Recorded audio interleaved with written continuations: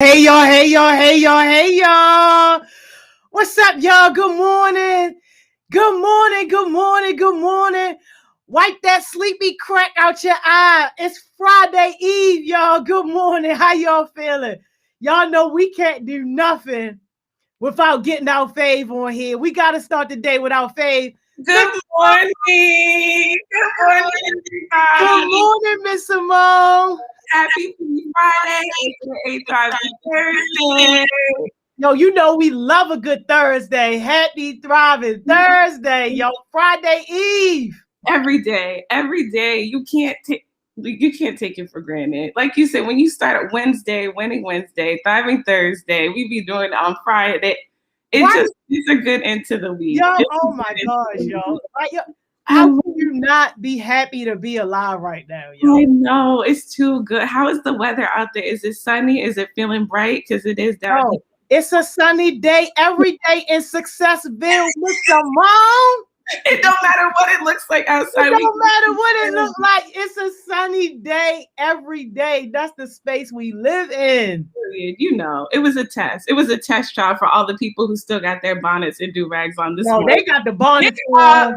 Get up. Snatch your bonnet off, yo. I just want somebody snatch it off, yo. You know, we need someone to get on here and literally and just start running to success. I want to see it on the session. Yo, yes, or yo, make a video, yo. Make a video. Tag us, yo, so we can, yo, just snatch your bonnet off like I'm ready for success, yo. Snatch your do-rag off. I'm ready for success. And then Miss Simone, they gotta get up and step on it. Step on it, please. Let the people really know. Okay. Let them know, yo. You up, you ready. You about to put this day in a headlock. Hello. Like, come on, let's get it. It's the only way to do it, Miss Jody. It's the only way. It's the only way, yo. It's the only. Yo, too many people still sleep. They in the bed, they lagging, they dragging. Meanwhile, I done already got my 5 miles out the way.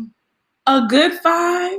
A good 5, y'all. A good 5, yo. That's how I start the day. And then on our breaks, because you know we take our breaks at each session. Yes. I get a mile in doing the on your standing treadmill. You know I got the track. You know I'm on deck right here, Miss Simone. I'm looking at it. I love it so much. It's so good. So good. Yo.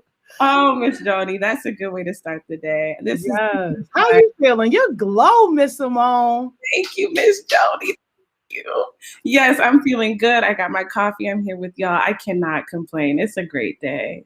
Yo. You love it, yo. You got the babies out too, yo. You know, it just brings it all together. It brings everything to life. Yes, yo. Yes, yo. You are definitely our little sunshine in the morning, yo. I'm trying to tell you, yo. Y'all are mine. I'm telling you, in the summers, this is what the best way. This is the only way to do it. You got to get up, stay here with heart smiles. We stay glowing, growing together. We don't play about our success. Oh, Miss Simone, speaking of staying with heart smiles, I know you know what that means, yo. You know me too well. You know me too well. You know You say that? I already know. What's going on? Word on the street is somebody said they wasn't staying with us at the Youth Works. Who said that? That's the word on the street, yo. That's the word on the street. I don't know. The person I didn't get the name. I didn't even want the name. But I'm like, yo, that just goes to show that people understand like that you got to do work and that you got to do your part. And that frightens some people. The fact, especially if you look around your environment and you're not happy, you look at your family and you like, yo, I know I can do better. It's a scary situation to now know that this whole world of opportunity is open, but you got to do your part too. You have to. The excuses have to stay at the door, and people aren't ready. They aren't ready. But the sad part is, it's like you are not alone. I don't know how many more times we tell people just take baby steps. Literally just type hearts in the chat, then start making a meaningful comment. Then connect with the OG heartbeat who's been there, who can tell you how it is scary to step up, but how much better they have become. Y'all have no then you can reach out to mentors who will encourage you. Y'all, we want to see you win. This is why we're here. This is why we get up yelling, telling you to take your bonnets off every morning so that you can win. Right? And you talking about you want to leave? You want to leave money on the table and we don't even have enough young. All right, it's okay. It's okay. Miss Simone, I'm gonna say this, yo. I'm not even gonna get too deep, yo. Everybody got a story. Yeah. Everybody has a challenge. Everybody got their own demons that they fight with and wrestle with every single day. The question you got to ask yourself is, do I want to live my life as a victim or do I want to be a victor? That right there will make all the difference, yo, because you can overcome anything. Honestly, you can and you can choose to let that be your downfall, yo, or to let it be your platform to not only help and heal yourself, but to help and heal other people who might be going through the same thing or who might have went through the same thing. It's always purpose in our pain.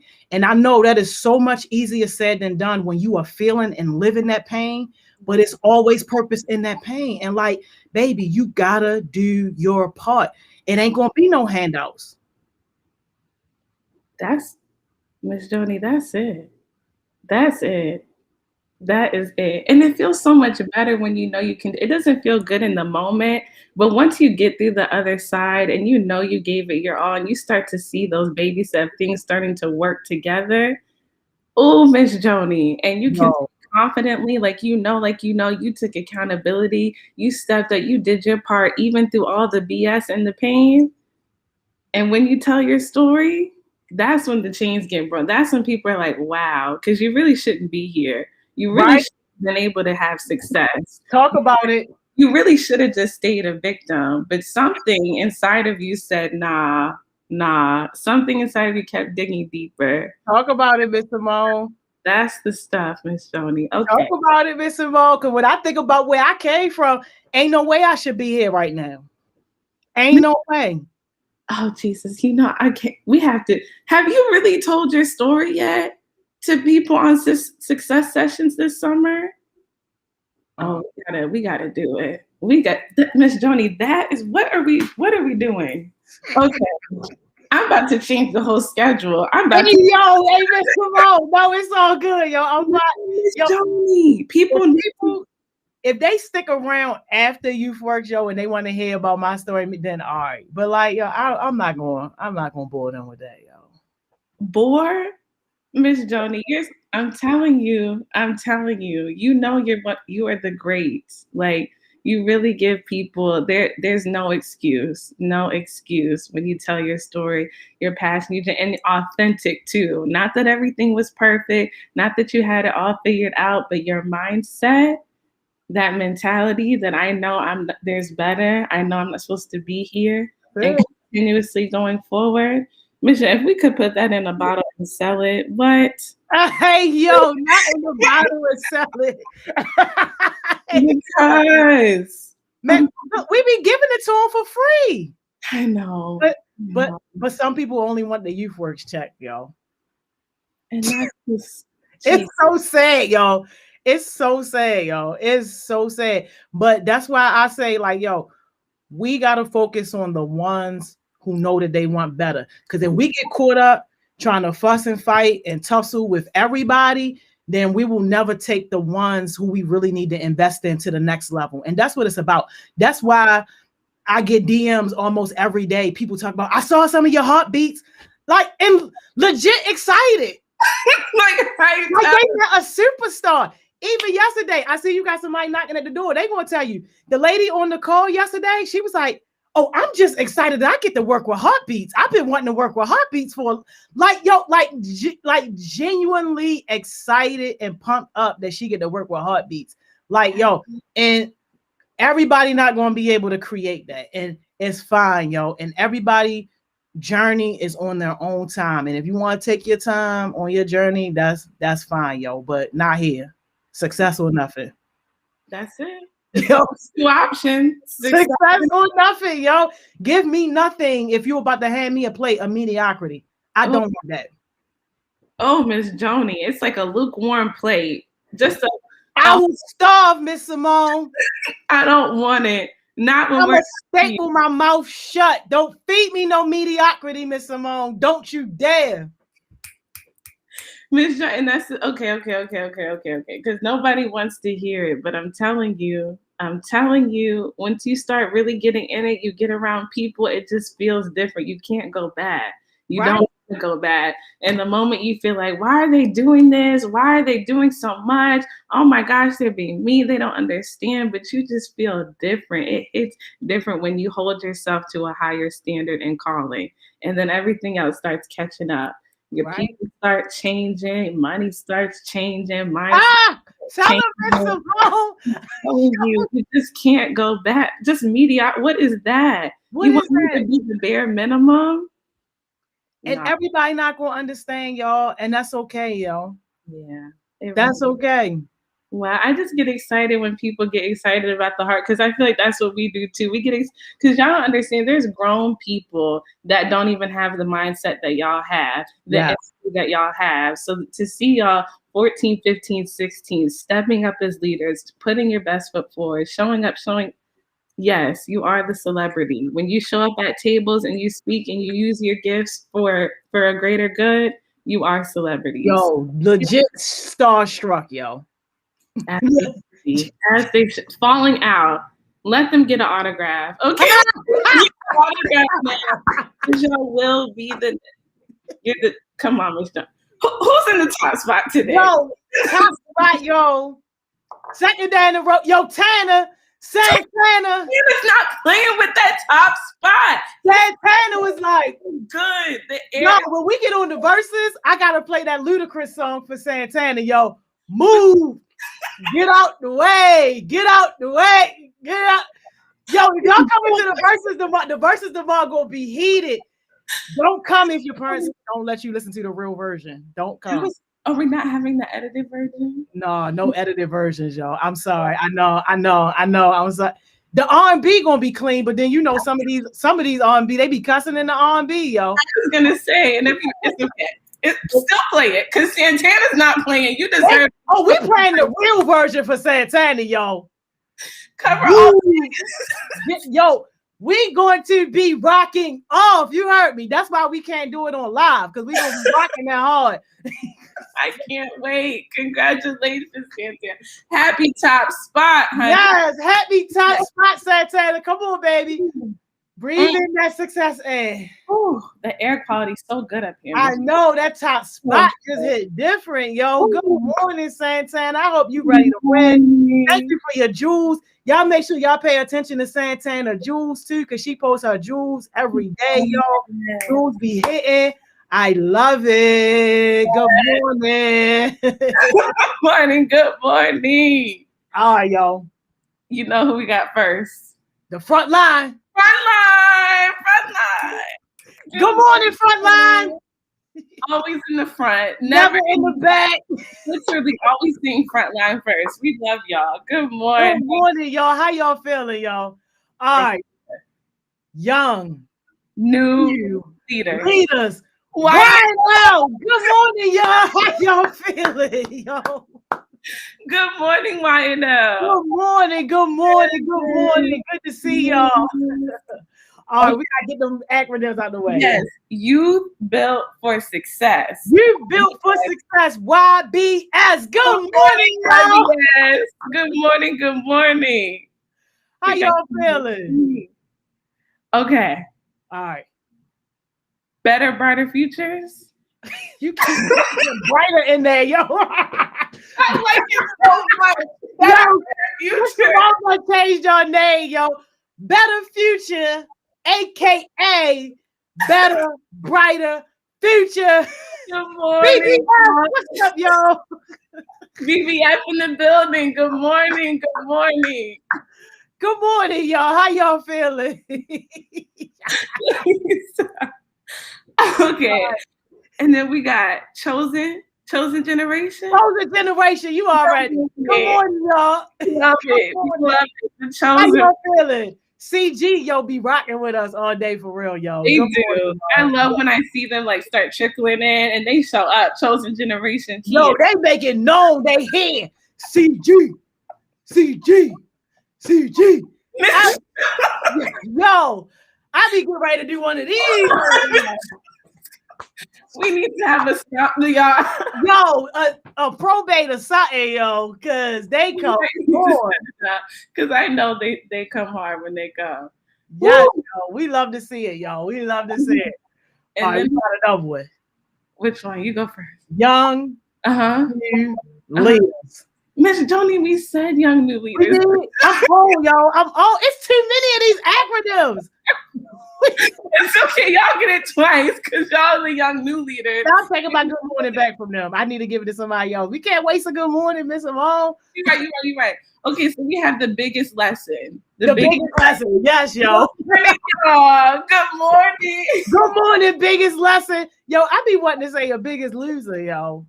Cause you ain't it something called The Biggest Loser? It is actually a really good show. It's a good weight loss motivation show, but that is not who they are. My bad, y'all. Biggest lesson, yo. Good morning, yo. Biggest lessons, turning lessons into blessings. Turning lessons into blessings. We love it. Good morning, y'all. Good morning. We got the Ghetto Goon Squad. Good morning, Ghetto Goon Squad. What's up, y'all? Half of them probably got their bonnets on still, y'all.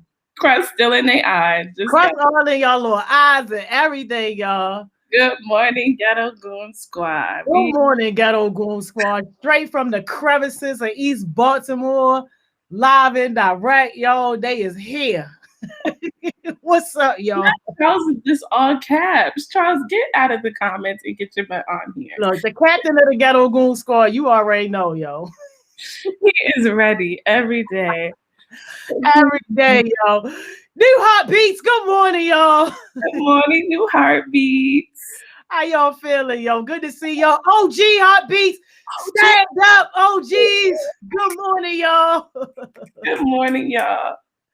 Heartbeat Mentors. What's up, y'all? How y'all feeling today? Good morning, mentors. Yo, and I hope y'all saw that Sawyer swag this morning, yo. Steve Sawyer showed up, yo. Good morning, Big Shirley. I know Miss Big Shirley, Grandma Shirley don't know me, but I gotta shout her out, yo. Please do, because she loves it. She be calling early, like, okay, have a good success session, Moni. I'm like, love you, Grandma. Love you. Yes, Grandma Shirley. We love to see it. Oh my goodness. I love the family vibes. I love the success. So yes. A good day, a good session. Man, we ready. We ready. Now you want to open this door up? Let's open the door. Let's see who we got today. Is this one supposed to be here? What's up, Journal Jade? Y'all got the. At least he washed his face today. He got the glow. I was gonna say, yo, let me wash his face. Good morning, Big 16. Yes, because he wasn't this fresh last time. He said no more. He fresh. He combed a little beard and everything. Is that an eye? No. He got the lashes pressed out. You look good today. Good morning. You know, I want. Oh, sorry. Go ahead, Charles. Oh no, I was just making sure I was woke today. I had to make sure I was woke. Last time. We won't even talk. He represented last time, but he said y'all ain't catching me slipping today. He said I'm representing the Goon Squad strongly. Okay, we love to see it. We love to see it. Right, you like. It's okay, Charles, because she tried to say we was the biggest losers, but we know we the biggest losers, and the Goon Squad, not the ghetto version either. And it's okay. Was it a name called that? Because it reminded me of that. I know y'all the biggest lesson, yo. Yes, we are. But Miss Joni, if you got a Heartbeat building, right? I wouldn't come around and be like, is this the Heartbreak Hotel? Like, that is so petty. It might be if you ain't doing what you gotta do. We might need a group chat called the Heartbreak Hotel, yo. Because all the people who get kicked out. Right. Yo. Enjoy your stay at the Heartbreak Hotel. And when you're ready Enjoy your stay, yo. to come back to the Hilton with the rest of us. No, but y'all, listen. Last night I had went out with my friends. I would name everybody who went, but everybody don't like their business closed. So we went to Black Swan. If y'all don't know what Black Swan is, it's the hot and black owned restaurant in Baltimore City that just opened a few months ago or a year ago. I don't know. Anyway, we was there, and guess what I seen, y'all? Lamar Jackson. I seen I seen Lamar Jackson at Black Swan. And then as we was leaving, we seen the owner of Black Swan, and we was just telling him, we heartbeats, blah blah blah. Mind you, I had already told Lamar Jackson I was a heartbeat. He like, that sounds interesting, something I might like. Send him the page. I sent it to the owner of Black Swan. Tell me why he refunded us our money and was like, I want to put it back into the businesses that's coming from Heart Smiles. And then we told him about food insecurity and the Granny Project. And I said that maybe he should offer his kitchen for us so that we could have a whole Granny Project, like our only one, in person. He said he gonna let us know. So we gonna be in the Black Swan. Wow. Yo, and we also try to get him on the session. Yo. Networking. Yo, and we also try to get him on the Jay session. on the networking. Wow.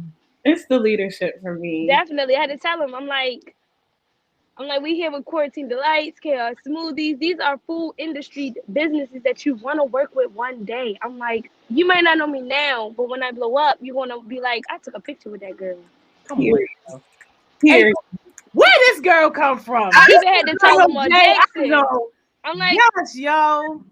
I'm like, listen, Lamar, this is the heartbeat. This is who you want to be with. I'm like, we part of the city. Like, this is who you want to be with. Yes. Yo. Jesus sent me the pitch. They up there like they just in the box seats, like they've been knowing each other for. I'm like, Jada, success looks good on you, girl. Don't it? Right, because everybody that I was with, they didn't introduce themselves, and I'm like, y'all didn't tell them who we was. No, I went over there. I'm like, hey, not to interrupt you, respectfully. I just want a picture. I ain't gonna blow your spot up. And then I told him, I'm like, I'm a part of Heart Smiles. I do this. These are the people you just took pictures with. They do that. Let them know. Wow. And up. And then the fact that the owner said he wanted to invest back in Black youth and pay for the whole meal. Jada, is it okay if we tell him how much the meal was? Oh, yo, it was $361. I had lamb chops and crab cakes at that restaurant. Wow. And refunded. Miss Joni, you might go get you some lamb chops. Refunded fully, whole bill paid by the owner. And y'all, this is what we talk about. Y'all worried about a works check, and the heartbeats are networking, going out to dinner, eating crab cakes and lamb chops with Lamar Jackson, and talking about how they're youth leaders in the city and people recognize their talents and their leadership, refund the whole check. You can't put that in a youth works check. You can't. Crazy thing is, though, we was with Young Elder, and one of the people was like, yo, you Young Elder. I'm like, people, we here to see y'all. Forget who we is. We want to know y'all. We want y'all success, not the other way around. And I was like, all right, look, it's Young Elder in the building, y'all. Okay. Wow. But they were so happy to, like, see us and stuff. Like, he was, like, so happy to talk to us. And we was all telling them, like, all the different stuff we do. Y'all know I don't got no business, no official business, besides, like, hosting and stuff like that. But I was with, like, Lamar and Dorian and a few other people that y'all really don't know. They're like friends. That's not a part of Heart Smiles. But the Heart Smiles gang was together, and they was like, they was interested in all of us for real. Wow. Yo, and imagine if Jono J would have kept her mouth shut. Imagine if she wouldn't have said nothing, and they would have just said, it'd have just been a regular. I mean, they probably still would have had a good time, but it would have just been a regular little situation. A regular little fancy dinner. But just because she stepped out, yo, proud, connects and got their food refunded. I'm blown away. I'm so hey, yo, but no, the crazy thing is, I didn't know that was Lamar Jackson at first. And I called my sister. My sister like, you better go take a picture with that man. I'm like, geez, yo, it's crazy over this man. My grandmother like, how you meet him? Where was you at? I'm like, dang, mama, sorry. I love that. That's amazing. And y'all, we tell y'all these stories so you can know it's real. That we're not just up here yelling for nothing. Like it's so attainable. Like Jada Elder, the people that she was with, they started in Heart Smiles. You know, they came with something to the table. They continue to build on their success. They got around like-minded people. They connected with some mentors. I'm telling y'all can do this. No, they need to tell their story, Miss Simone, because Elder, what she came through, yeah. And now people, young Elder. I was on a meeting with an organization called Roberta's House. And one of the ladies, she's the program director, and she was on the trauma task force. And she was like, oh, you know, Elder, oh my gosh, I just love Elder. We're not even talking about this project with Heart. We're just talking about other stuff. They know Heartbeats. It's a thing. It's a thing. Wow. Yo, it's a good day to be a Heartbeat. It is. It always is. I feel like this is a good segue into what we're going to talk about. So, Charles, you want to tell everybody what we're talking about today? Right. And get So since y'all know, like when y'all look at me, y'all be like, oh, I want to like him and Heart Smile. So y'all be looking at me, and so I was like, man, let me do a presentation on leadership. And I was like, let's get one of the best leaders I know. And I went and grabbed Jada, hit Jada. She was like, yeah, I do that. And so, you know, we coming with the leadership presentation. Let me set it up right now. Now they want to be just like you, though. Yo, That's what people say. this is so off topic, y'all, but I'm literally sitting on a boat. Like, I'm literally on a boat. Show us the water. It's Miss dirty. Johnson, show us. Oh, you're at the harbor. It's dirty and it's stinky. Yeah, it's giving home. All right, that's all Miss right. Joni, I'm in Baltimore. Where else would I be? I know. I know. don't do You that. probably went It's down not to that Ocean bad. City or something. I know. But that's all right. We don't want to see them bottle games. All right, I'm gonna try to get through this quick because I had some at the end. But all right, so everybody can see my screen, right? Yeah, don't rush yourself. If we have to do a part 2, we can. This is important, and we want to hear what you have to say. So, All right. You lead it how you want it, but also don't feel rushed. All right, so I'm here to let y'all know we talking about leadership with me, Jada, and Miss Simone. So I just want to ask everybody, what is leadership to you? And the first person I want to ask is Jada. Like, what is leadership? What do you think of when you think of leadership, when you hear leadership? I would say that I think leadership is like being a person to break down the door. And I kind of got that from Brandon Scott when I had interviewed him. And he was like, it always got to be somebody to charge the door. And when I first started like being a part of organizations, I was like a youth organizer, which meant I basically would organize and advocate for the community in whatever they needed help with.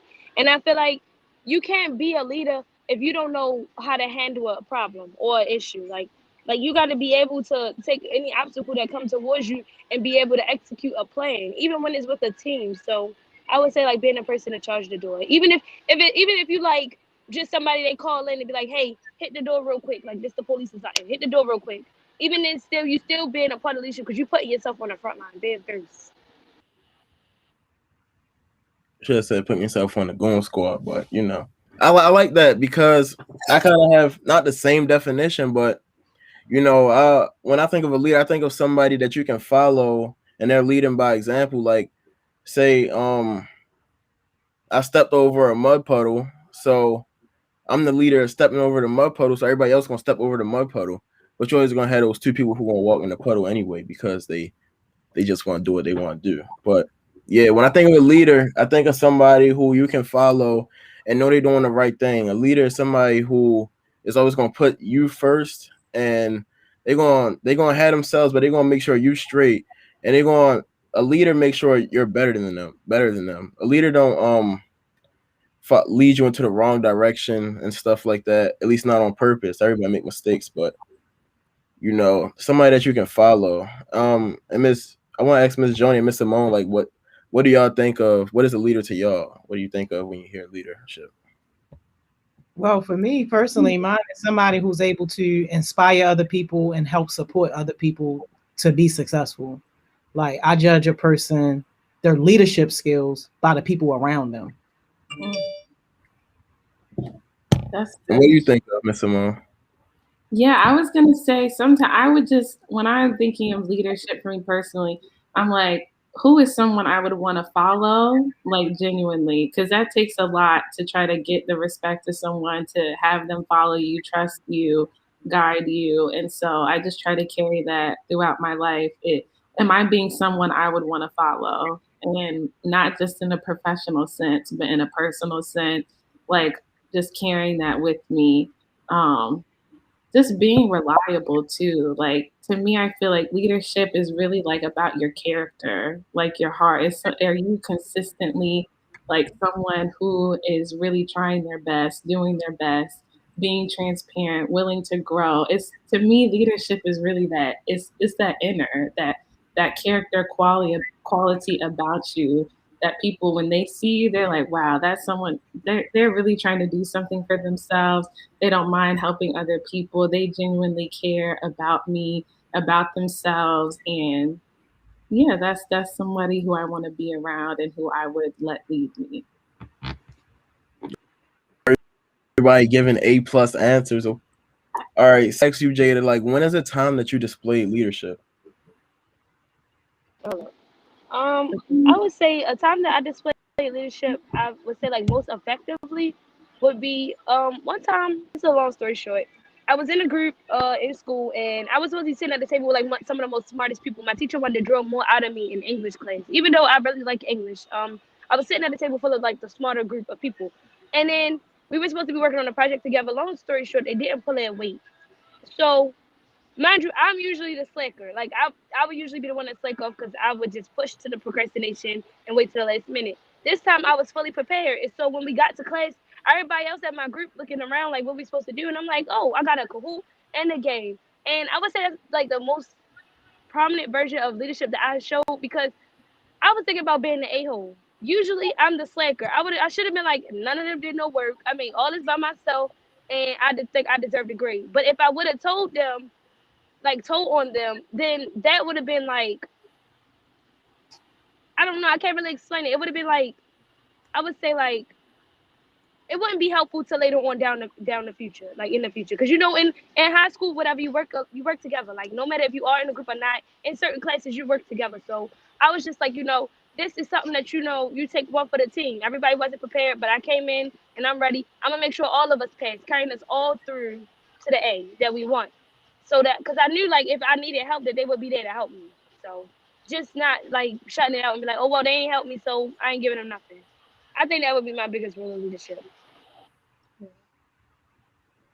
I like that. It's funny you say that. When I was in school, people was talking about a class that cheats together, a class that cheats together succeeds together. So I'm not telling nobody to take the easy route out or nothing like that. It was just a connection that I felt when she said that. Um, Thinking of a time I displayed leadership. I want to say probably getting on these sessions and speaking up how I feel about stuff, doing these type of presentations, doing a growth mindset, doing Tech Tuesdays, just getting on the session either way. Because when you're doing something that somebody else is probably scared of, nervous about, when they see you do it, you make it look easy, and then they like, well, I can do that because it's probably not easy, but because you on there, probably 100 people looking at you and stuff like that. But when you was a little kid, you was at the park and they had that big pole, and you would tell your friend, you gotta jump down the pole first, and then I'll do it. That's how I was. I was a little scaredy cat, but when you see somebody else doing it, you like, well, all right, now I think I can get with this and stuff like that. So I feel like that's a sign of displaying leadership. Oh, can I say something really quick, Charles? Because that was good. Because you said when you see somebody doing something, it makes you feel a little bit more comfortable, like I can do it too. And I just wanted to highlight that can either go for positive things when you do good stuff and it makes people want to do good stuff.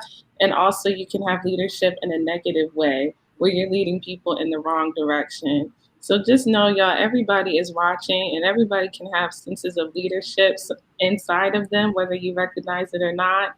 So make sure you're using your leadership for good. because that was a good example, Charles, of how people really are watching and they will follow you. Right, I agree with you I 100%. would agree though. Oh, go ahead, Jada.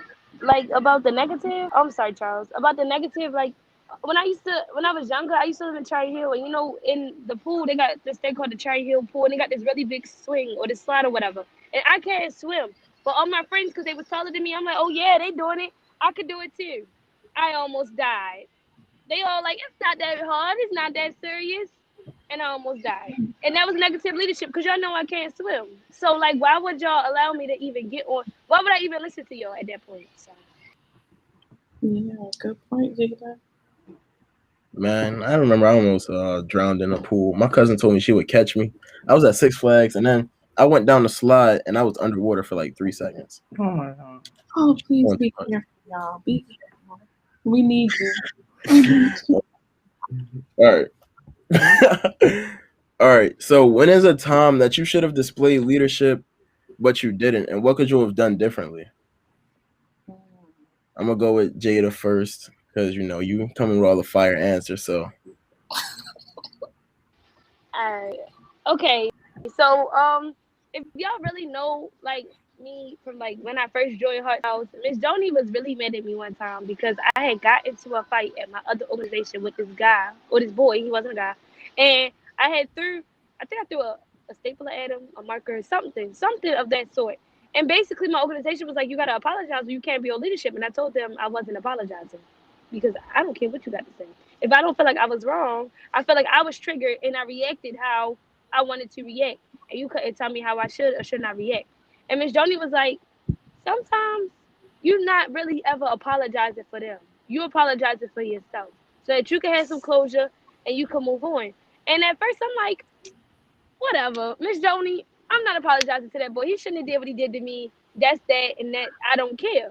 And I feel like as stuff usually would happen, I wouldn't apologize. And I feel like in certain situations, I should just be able to apologize without feeling like, oh, you know, they started with me, they triggered me first. And I feel like that doesn't show leadership because, like Miss Joni said, even when it's not your fault, that okay, if you started a business, your production, your product not coming out how it's supposed to, or it's not here on time, they allowed to be mad at you because that's supposed to be your business, even if it is on your vendor or whoever you ship it through. That is your, you know, your business. So you got to be accountable for that. And I feel like at the time, okay, no, I wasn't going to apologize. And now I still don't feel like I should have apologized. Even though I did, I would say that, like, I should have shown more leadership in the situation instead of just reacting off my emotions and throwing a Sharpie at him because everybody was like, oh, he just got stitches in his head because he fell. I didn't care. I should have shown more leadership because being a leader is also a part of being compassionate and being respectful. And I don't think I was either at the time because I was mad. So, yeah. Lord. I feel you, Jada. So y'all know I be on the game with my cousins a lot. We always talking to each other and everything like that. So yesterday, you know, even though I'll be like, I don't let nobody get me mad because I don't let nobody control me because that's what Master Youngboy said. But yesterday I let my cousin and his friend get me mad. They older than me too. So but I let them get me mad, and then I was just doing too much. And, you know, I'm always talking about Heart Smiles and stuff because I'm always trying to be more positive and stuff with more stuff I do. So I let them get me mad. And then this morning, Jada, I actually did. I went in the chat. We got a group chat together because we were real close. But, you know, you still argue with your family sometimes. So I was like, I don't know. It's like they always taking so my older cousin, you ever seem like it's like a whole bunch of yes men surrounding you? That's how they are. But then once I do something wrong, it's like they real quick to point it out. It's not like I wasn't pointing it out myself, but it's like they just all jumping. They kind of be jumping on me. So I was like, I apologize to myself because I was letting people control me, and I really don't. Because I don't feel like I should be apologizing to him because, you know, the stuff he was doing and saying yesterday, I don't know. I just didn't like it. And he always do that every time we on the game. So that's why I really wasn't even playing with them for a while. This is my first time in probably a few months, to be honest. And then I let myself get mad. and I let people control my emotions, which I shouldn't have done. What I should have done was I should have ignored it. There's a mute button on your controller that you could just mute them with, and I should have did that instead of conversing back with him and his friend, because negative energy really isn't worth your time, and it drains a lot out of you. A lot time, and you can't waste it arguing with people because they're not gonna give you anything. So that was on me, and I feel like I could have displayed my leadership different, because I'm always talking about my jewels and stuff. I had my cousins in there dropping jewels, and then I ended up being a hypocrite and not practicing what I preach. So I feel like I could have displayed leadership a little differently during that time. And Miss Simone, Miss Joni, if y'all don't have anything to say about this slide, really, I'm about to move on to the next one. So I want to ask you, Jada, what skills do you need to become a leader? I would just say the biggest skill that you need to have is a growth mindset, and like just being open, just in general, because it's a lot of stuff that when I first joined Heart Smiles, I probably wouldn't have did, the way I did it now. Like it probably would have been different. And just like reacting, like just being, like I said, just being open. That's the biggest skill you can, because as long as you're open, you teachable. Like you won't be like if when I saw Lamar yesterday, if I would have run up to him like, oh my God, you're Lamar Jackson, I can't believe I'm seeing you. Like if I handled it differently, because I know that as a leader, you can't be all fan gazing over people, because that's not going to get you no respect. So I would just say being open, because I was listening to the table when we first seen them, and everybody was reacting differently. Everybody it's like, oh my God, it's Lamar. They're like, okay, so what? And the other people like, you got to walk up to them like, you own this place. Like they wanted me too. So if I wasn't open last night, I'm pretty sure I would have messed up, and he wouldn't have been interested in anything we had to say, because he would have thought we was children. So just being open and teachable, because usually I'd be the one to go with my way, and if it don't go my way or how I think it should go, I probably would get mad usually. But like being more open, that's really the biggest leadership skill you can have. Because if you don't, you won't learn nothing. Like businesses, life, everything changes, and if you're not able to adapt and change with it, you're not gonna get nowhere. I like that. So making these slides, I like everything to be kind of minimal and on point. So I did write down some stuff. I was brainstorming last night, or should I say like last morning. So I wrote down, you should be honest, because honesty is the best policy. I know it's kind of a little corny and stuff, but it's true. So I feel like being honest is the best thing you can do. If people don't like your honesty, and then oh well, you can't do nothing about that. So another thing is, I feel like you should lead by example, because when you're a leader, people are going to look at you like I think it was, I don't know if it was Miss Simone or Miss Joni, but people are always going to be watching you, whether you're getting scouted by colleges, whether you in Heart Smiles and Miss Joni looking at your page, see if you fit for a project. People are always going to be looking at you and what you do, because you're a leader, so you have to make sure when people are following you, they're not following the wrong things you're doing. They're following the things that you are doing, your actions, the good actions. Like I know people hear their parents talking about listen to what I say and not what I do, because your parents made the mistakes, but they just want you to not make the same mistakes they do. But a lot of people be like, well, you did it, so why can't I do it? But your parents already been through that. That's why they try to that's why they always say that. And another thing I said was leadership isn't like a half part-time job. If you're a leader, you got to be in 100%. You can't be talking about like I'm always doing some jewel about something, or something like that, promoting positivity, and then I let myself get to a dark place yesterday. So I was that wasn't right. So you can't be doing good the 1 minute and then behind closed doors doing bad. So you gotta commit 100% of yourself. Another thing is think outside the box. When you're a Oh, leader, you always gonna come to tough obstacles. And Charles, I'm so sorry to cut you off, but we have only 1 more minute left. I'm so Not sorry. even that, like 40 seconds. 40 seconds, and this is too good to rush. So let's drop our jewels, and you definitely coming back because we need to have this conversation. Yeah. Thank you so much for your leadership. But who wants to drop their jewel first? Jada be all picky and stuff, so I can drop my jewel first. She like, I'm last. 5 seconds.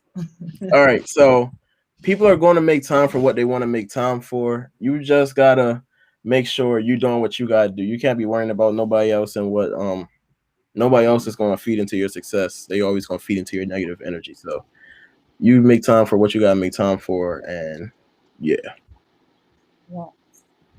And I would say that my jewel is kind of to build off of Charles. It would just be like leadership is like you can only take it one bite at a time. Like you gonna change, of course, but you can't just step into leadership and be like, "Ooh, new person." No, it's one step at a time. So don't ever rush yourself because you feel like you're in a dark place or you responded to negative energy. Because yes, you know it's not leadership like, but you also gonna learn as stuff happen how to deal with stuff differently. That's more leadership like. So yeah. Okay, come for more than just the money, y'all. There's too many good opportunities. I love y'all, and I will see you tomorrow. Thank you, y'all. Tia. Thank you, Charles. Bye, guys. Thank you. See y'all. Y'all, a great session. Y'all know Miss Simone always get us right. But yo, it's your break time. Go ahead, take your break, and I'll see you back here at 11.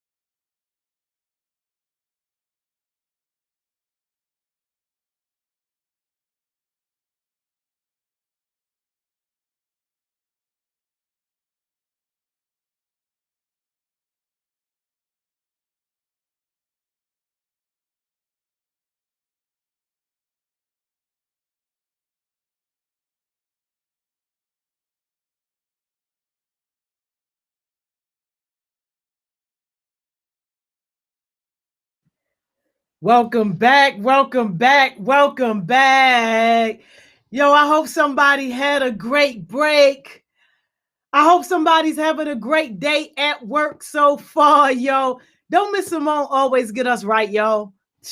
Miss Simone always get us right, yo, with them AM sessions, yo. Shout out to Journal J, and also shout out to my man's Big 16, because they definitely came with an amazing session around leadership. And look, y'all, I don't know if y'all had saw the comment that Chaos Smoothies had made about like and if you think that Miss Joni not on Winning Wednesdays, no, on Wisdom Wednesdays, but she is. Did y'all see that comment? Let me tell you why that's so important, yo. Real quick, let me tell you why that's so important. You never know who is watching you. You never know. Anybody could be watching you at any given time. And right now, while you are in those baby stages of like building and creating your brand and like that type of stuff, like if you're really serious about success, you never know who is watching you. And sometimes people who are observing you to see whether or not they want to give you a contract, or if they want to do business with you, or if they want to partner with you, or if they want to buy whatever it is that you're selling. Sometimes you don't always know that those people are in the room, because sometimes we just sit as observers and just watch. Like, y'all think that when I'm hitting people up, because I do hit people up and ask them to like be a part of a project, or to lead something, or to take a contract over for me, like, do you think I'm just pulling their name out the sky? No, not at all. I've observed them. And especially I've observed them at times where they didn't even know or think that I was observing them. So like, yo, just be careful. If you are serious about building your brand, if you are a young person that's aspiring to have a business or to sell some type of products, like be mindful about that. And just always carry it, yo, as if the next person that's looking to invest in you is watching. And what would you want them to see? How would you want yourself to be represented? And yo, first time introductions, whether you know that person is watching you or not, but like, it ain't no do-overs for that first time. Like, it ain't no do-overs. Whatever that first impression is, that's that first impression. And yeah, you might grow and you might get better and things might turn around and all that type of stuff like that. But people don't forget those first impressions, yo. So you always want to make sure that you are carrying yourself in a way that you would be proud of and that you would want yourself represented as, yo, because you never know what kind of money or opportunities you missing out on just because you're not representing yourself right. So thank you for that comment, Chaos Smoothies, because that comment was like right on time, yo, because I be on whether I'm commenting or not. Like, definitely I be watching it. And true. If anybody knows Chaos Smoothies, you know she gonna hold her weight regardless of whatever situation that she's in. But y'all, we at our favorite part of the day, y'all. We at our favorite part of the day. And y'all know, for some reason, yo, every time we about to have a powerful situation, we always run into some type of issue, some type of tech issue or something, yo. But don't even stress, yo. Do not worry. Miss Money Mo, y'all already know she always comes to the rescue. She's working on our situation right now. So hopefully our guest mentor will be able to join in a few minutes, yo. Thank you, Miss Money Mo. Hey, yo, no thank you, Big 16. Yo, we good, yo. Yo, we good, yo. We good. Miss Money Mo working on it for us, yo. But yeah, yo, we always gonna make it work. Like, we always gonna make it work. And even if we only get a few minutes, yo, then that's just what it is. But we are always gonna make it work by any means necessary, yo. And what was we saying earlier, yo, when we were talking with Miss Simone about people choosing whether or not they are going to be a victim or a victor. Like, yo, I really want people to sit with that and like really think about that, because I've had a lot of conversations like just this week alone where people were like opening up, talking about their story, and really just expressing how frightening it is to come from behind that and to come out of those shadows. And I just want to say, like, really, to anybody that might be feeling like you're being held back, or might be feeling like whatever you've been through, like it's too heavy for you to carry, I want to let you know you can break through anything. You can get over any situation.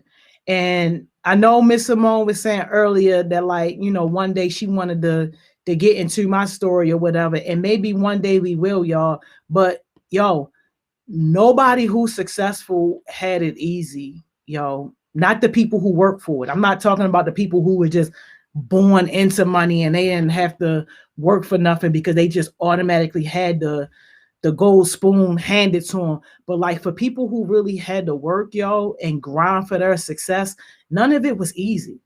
And you can't expect for it to be easy. And one thing about life, if you don't recognize and realize nothing else, recognize and realize that life is not fair. It's nothing fair about life. It's nothing fair about some of the situations that you were forced to go through. Some of the things that are happening in our world, in our city, it's nothing fair about none of that. But yo, you really got two kinds of people. You got the people that's just going to sit around and complain and talk about how things are not fair, and talk about all the things that have happened to them and all the trials and all the trauma and all the tribulation. And then you got the people who are really going to try to do something with it. You got the people who are going to recognize it for what it is, because we know it's not fair. We know it's not right. We know that we shouldn't have had to go through that stuff. We recognize it, but we still find a way to move forward. And like, yo, you really, really, really got to be serious, especially when you're serious about success. You really got to be serious about not letting those things hold you back, and not letting things get in your way, and not being one of those people that hold on to excuses and that hold on to reasons as to why you can't take the next step forward. You can always take the next step forward. You might not be able to take a big step right away, especially depending on whatever it is that you're trying to get over, or whatever situation is in your way. You might not be able to take a big step, but you can always take a small step. Like always, it's never an excuse as to why you can't take a small step. And when you need to take a break, yo, take a break. It ain't no rule that say that you can't ever take a break, that you're not supposed to be tired. Man, you crazy. Well, all the stuff we got to get through and grow through, especially just living in Baltimore City. Like, yo, it's so much stuff. Yo, take a break. Sit down, rest for a minute. Just know that you can't live there. You can't live in break mode. If something breaks you down, or if something gets to you or eats at your heart, and now you feeling depressed and you feeling stressed and all that, like, yo, recognize it. Understand that that's where you are. But like, yo, also understand that you can't live there and you can't be there. Like, make a decision for yourself that I'm not going to let this hold me back, that I'm not going to let this keep me from my purpose, that I'm not going to let it keep me from my destiny. Like, yo, you got so much to live for. It's crazy, yo. You got so much to live for. And it just breaks my heart just when I think about some people who don't allow themselves to fully live or to fully embrace their purpose or that value, just because you holding on to crap that done happened in the background. Yo, let it go, yo. Let it go. Let it go. You might not ever forget it, but refuse to be a prisoner. You might always remember, yo, whatever it is that happened to you, whatever it is that you were going through, you might always remember that pain, yo, but refuse to let that pain hold you hostage any longer, yo. Yo, look that pain in the eye and say, pain, I'm sorry, but you can't have me no more. I'm letting you go. I'm using you as a reminder as to how I don't ever want to feel again, as to the place where I don't ever want to visit again, but I refuse to let you hold me back any longer. Like, yo, you have to. And the sooner you can, the younger you can do it, the better off you will be as you transition into those adulthood years. Y'all only that far from being full-grown adults, and some of y'all are already in the 18 plus club. Some of y'all are already adults, so like you are actively going through that hard transition right now, so you already know nobody's caring about the pain, nobody's caring about your trauma, nobody's caring about what you went through. And I mean, it's a sad, harsh, but true reality. So it's like, yo, you got to be able to deal with that and still move forward towards your success, yo. And one last thing, yo, before I get ready to check on my guest mentor that I got to let y'all know is like, yo, it don't matter what kind of family you come from. You can still be successful. I know too many people that look around and look at their family and think that just because they only got but for so far, that you are destined to that same future. No, absolutely not.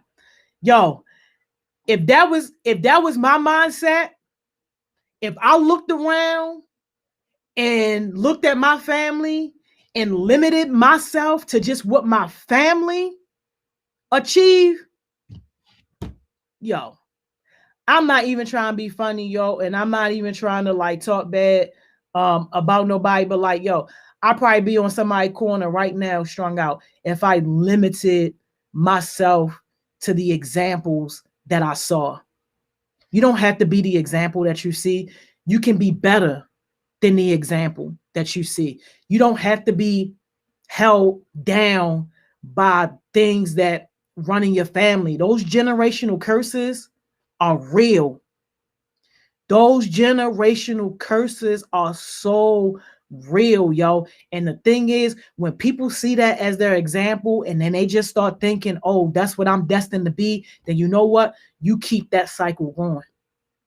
But you have an opportunity when you realize that about yourself, about your family, when you realize that, then now you become a weapon to break that generational curse. You become a weapon to break that cycle. And now, instead of nobody in your family being a college graduate, if that's what you want to be, you can be the first college graduate, yo. Instead of nobody in your family being an entrepreneur, owning their own business, you can be that first entrepreneur. You can be that first person in your family to own that business, yo.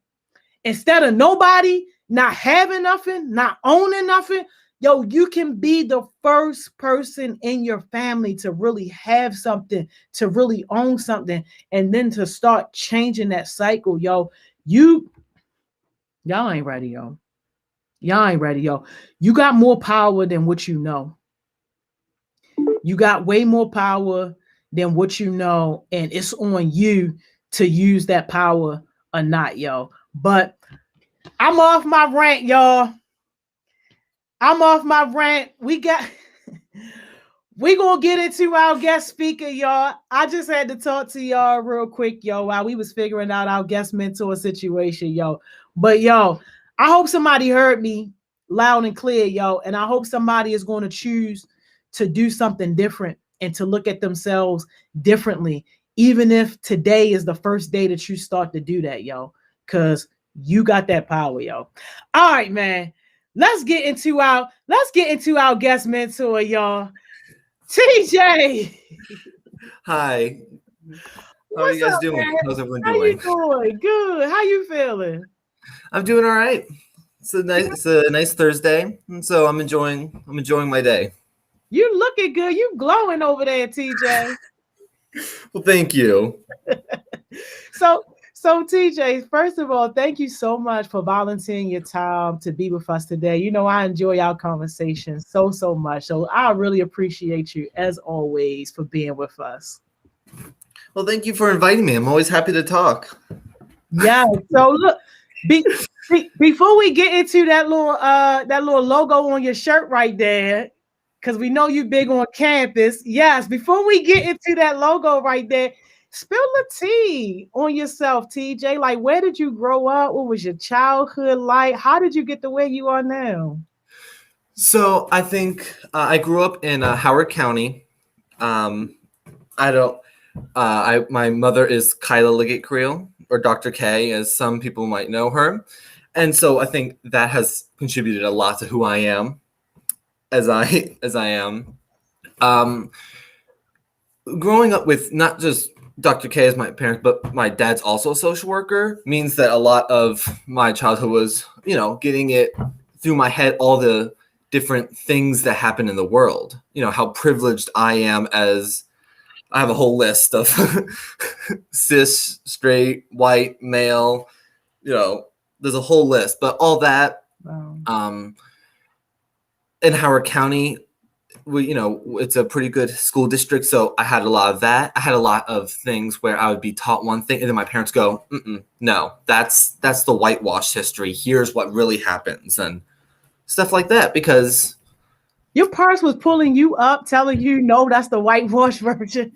You've met my mother, right? Like, hey, yo. Is that surprising to hear that she does that? I really should not be surprised, but wow. Yeah. But yeah, so right now I'm going to Morgan State, which you said we'll get back to. And I'm currently in the School of Social Work to try to go down the same path as my parents. So that's sort of a basic rundown of my person. Wow. So did you always know, like coming up through like middle school and high school, that was going to kind of be your path, or were you thinking about something different at first? So no, actually, I had a lot of different things that I looked at. The only one that I think I took seriously before I started going into social work is computer, like so cybersecurity. Mm. And what I did is in high school. Sorry, in high school, I took some classes and I took a couple, and I realized it wasn't for me. So I'm happy I tried it at least. So there's no, what's the word? There's no regrets. There's no what ifs. Yeah. And in fact, one of the things that we're looking at, that I'm looking into now, is still being in the social work field, but going more into the law side. And so then I am working on a legal basis through social work rather than a clinical. And, so I'm taking sort of the major field of social work that my parents have and kind of going in my own path with it. Now, can you explain to us just like a little bit of what the difference is between the legal and the clinical? Because I think when we say social work, we just only got one thing in mind. I know, right. At least for me, I do, and that's it. Yeah. So social work, at least from my experience, is like a Swiss Army knife of professions. Like they kind of do a little bit of everything. As long as you're working with people or working for the betterment of people, then that's social work, at least in my opinion. And so clinical would be working directly one-on-one with a person or something like that, while legal would be trying to affect the systems in place. Oh. There's a history of redlining and all that. Maybe someone who is a social worker in a legal field would work to break down those laws rather than working on one-on-one. Oh, okay. So, that definitely makes sense. Yeah. Now we have like some 14 and 15-year-olds who are on right now who might not like really know or understand what redlining is. Can you give us just like a quick, clean definition so we know? If I remember correctly, redlining were a set of policies and laws that were put in place to discriminate housing to African Americans specifically. And so it caused a lot of segregation economically because they would only sell houses or give loans to certain people in certain areas, causing lines and all this. And so you can see a lot of the effect now. The butterfly in Baltimore, if I remember correctly from my history classes, that is one of that's still some remnants of redlining. And so while it is illegal today, I say that because some people might still do it. While it is illegal today, the effects of it are still present. Wow. Oh my gosh. So thank you for working on that, because I think you probably opened some eyes up too in terms of some of the different pathways with social work. But how did you end up at a HBCU? So there are,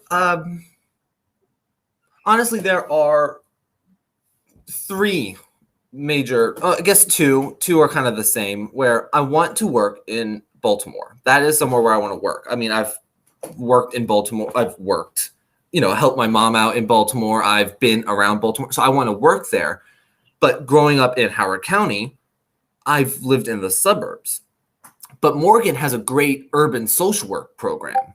And so that's the surface level. Morgan State, let me go there. The biggest reason is I went there, looked around, and was like, this place is amazing. It has a lot of history behind it. If you go to Morgan State, there is a wall between some neighborhoods in here. And it's because when Morgan first moved to that area, the people around there were white and built the wall so they didn't have to see the African Americans going to school. You are lying. I know what you, for real? Yeah. And so they keep the wall there just as a memory of this is the history of it. Oh, yo, I never knew that. Oh my gosh. Yeah. So how is it though? I mean, I'm just going to say, but how is it being a white guy going to a HBCU? It varies. I've never had a negative experience. Let me be clear. I've never had a negative experience. It's always been great. There are definitely some interesting things, such as in my sociology class, we were going through this thing. And the teacher looked at went, TJ, explain white privilege to the class. And I was like, sure, why not? So that was an interesting thing. I'm in the anime club there, the Black Anime Nerd Association, or BANA. I think some of them might be here right now. But people were running for government, and I had people coming to me being like, hey, are you going to run? And I'm like, let's not have the one white guy be on the government of the Black Anime Nerd Association. I'm hope Zion, I did not feel uncomfortable. Like I said, from a young age, I've been being taught you have white privilege, you have male privilege, you have all these privileges. And so, it didn't make me uncomfortable. It was unexpected. I wasn't expecting it at that exact moment, but no, I wasn't uncomfortable with it at all. I think the closest thing I've had to uncomfortable experience, and this is not from the school, but this is from a history standpoint, is during the orientation, we went to a Blacks and Wax museum. And there are depictions of some of the atrocities that white plantation owners did against enslaved people. And while I 100% accept that is history and it should not be silenced, it was a little uncomfortable to stand there as people looked and saw what could potentially have happened to their ancestors with me standing there. And I had some people, look at me, but that's history. Me denying that would not contribute, would not fix it. It wouldn't solve it. That's history. And so that's the closest thing. But other than that, the most I have is, my friends make jokes. I make jokes. People are really easy to find me. They're like, where is he? There he is. But no. Other than that, it's I'm loving it. I'm getting history. I took a philosophy class, and instead of just going over very Europeanized, whitewashed version of philosophy, you know, Aristotle, whatever, forgive the noise in the background. We talked about ancient Aztec. We talked about Asian. We talked about Ubuntu. We talked about philosophies from around the world instead of just Europe. That is And so amazing. That is that's amazing. my experience.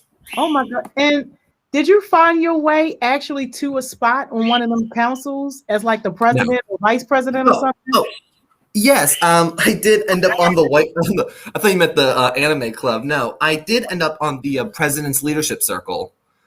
And I'm actually wearing the shirt from it. Hold up, TJ. So how that happened? What? So, the way it works is that you can't sign up. They have to come to you. And so I got an email. I was actually out camping with my cousin, and I got the email. I was like, "Oh, this is interesting." And so, you know, we had to go through, I think, like 3 interviews. We had to go through 3 interviews. We meet with the president at least once a month, maybe every other month, depending on his schedule. We do projects. So if anyone here is going to Morgan or plans to go to Morgan, we are doing things like film series where we get a bunch of people together, we watch a film, and then we discuss it. Book series where we read a short story and discuss it, and we run all those. Wow. So if somebody was potentially interested in attending Morgan, we can hook them up with you for the intro. Yeah, we're always happy to welcome. In fact, if you follow Dear Student on Instagram, that is the name of the Instagram that sort of is run by the President's Leadership Circle. I don't know if it's exactly, but it's run by sort of in the background. We're there. They talk about scholarships that are only for incoming freshmen, advice, you know, inspiration, whatever. So I do recommend you follow them. I recently did a promo for a scholarship for incoming freshmen. So you get to see this beautiful face on Morgan State. We got to put that on our resource list. Yes, that is amazing. Thank you so much for that. So TJ, when you think about, right, after you've gotten your education in this field and now you're working in Baltimore, can you tell us like specifically, like what are some of the impacts that you hope to make? Like specific things that people will be able to say, yeah, TJ did that. So one of the big things that sort of gets me, I'm trying to think, not angry, but sort of fired up, are things like the school to prison pipeline and the inequalities in the education system. Because like I said, I've been in Baltimore City schools, and I go to school in Howard County, and they're so different. And it's for no reason other than laws and policies that distinctly cause education gap, an inequality in access to information. And, you know, those who have information have power.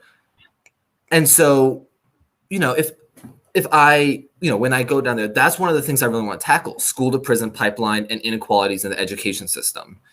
Because to me, education, one of the biggest things you can have to better your future. And if our systems are making it so some people don't get equal access to it, you're creating a slope. Yeah. You're creating an equal system. You're preaching right now, TJ. You are preaching right now. So did you hear that statistic that Baltimore City Public Schools are graduating like 60% of the kids that can't read past like a 3rd grade level? I have heard of that. Yes, I did hear about that. Yeah, and honestly, that's setting up people for failure. If you don't give someone the tools and then you still push them out, that's how you cause the pipeline. I just don't understand how anybody is sleeping. like especially the people who are in charge of our school system. Like if that's a known fact and we have that data, those statistics, like how is anybody falling asleep at night knowing that that's what we're doing? Yeah, I imagine it's a mixture of voluntary ignorance. What you don't know can't bother you, and it's not their problem. Their kids aren't going to those schools. Come on now. Their kids are going to private schools, or they live in Howard County and they're sending their kids here and going and working in Baltimore and having effect on those systems. Talk about it, man. Oh my God. It's a lot easier to ignore problems if they don't affect you. Now, most of our heartbeats, TJ, are like actively in Baltimore City public schools right now. If you could give them just like a bit of advice on how to advocate for themselves or speak up for themselves if they feel like they are in a situation where they being like shorthanded in terms of their education, what would be some things that you would tell them? So I don't know, every Baltimore City school is different, but I would say what my parent tells me in any situation, which is go up a level. If they can't help you, go up a level. We have, especially my generation, Gen Zs, and Gen Zs are mostly me. We have access to so much information on our phones. We can talk to so many different people. We can go and tweet people, find them on Instagram. Yes, they don't have to answer their emails, but if their phone's getting blown up every 30 seconds because people are, tweeting them, they're getting a ping every 30 seconds. Then it now affects them because now they're being irritated by it. And so if they don't respond, move up a level and just keep moving up. Keep letting people know. Make it so that it's their problem now. Come on, that's the biggest thing I would say, because like I said, I definitely more interested in some of the breaking down the systemic stuff. That you have to go to people who have control over the system, and they're up the level. Absolutely. Did you hear about the Baltimore City student last week, who she had made a post about her school, basically saying that they weren't making like space for them to talk about like how they were handling like the stuff with the George Floyd protests and that type of stuff. Like, and she was just saying that they didn't care and all that. And it went viral, like Alicia Keys reposted it and everything. And then the school came out with some sort of statement saying basically that she was lying. I actually did not hear about this. Oh, I got to find that and send that to you. Yeah. Yes, please. Because she went viral. I know some people on here probably remember who I'm talking about, but it was just like crazy that instead of trying to work with the girl. Oh, Imani said that was my school. That was your school, Imani. Instead of trying to work with the girl, like you try to bash her name. Right. It's ridiculous. Schools are meant to better people. So if especially if the people who you're meant to be helping is saying there's a problem, your job is to then go, what do you need? How can we help? How can we alleviate this? Not, nope, that's not real. That's not true. That's ridiculous. I don't even, that, like you said, how do people sleep at night? How does the school think that that's okay? I don't even, and they said it was Poly. That's crazy. That's supposed to be one of our best schools. That's supposed to be one of the best schools. And Trackstar said the girl got a lot of backlash, and somebody else said the school was trying to cover up their tracks. That's crazy. They have to protect their own name. I mean, and that's what I find is very, I find that very not uncomfortable, unfortunate that so many institutions now focus on protecting a name rather than the people that they supposed to advocate for. Yeah, that's crazy. Amani said she never talked to anybody. She just posted it. But like, regardless, like when you're dealing with children, like it's a way to partner and correct than just It was just sad. It was just sad. Yeah, I'll look more into it later. But that does sound unfortunate that a school that a school is not protecting, either A, not protecting, and B, not advocating for their own students. Yeah, that's crazy. That's Mhm. So aside from like education issues and stuff like that, like what are some other things that you think is contributing to some of this violence and this high murder rate that we're seeing here, especially in Baltimore? So I think there are a lot of things. One, I think due to effects of things like redlining, like we talked earlier, and all that, there became an economic, what's the word? Economic issue, and with economics come things like crime or violence, because when there's not a lot of money, then comes necessity.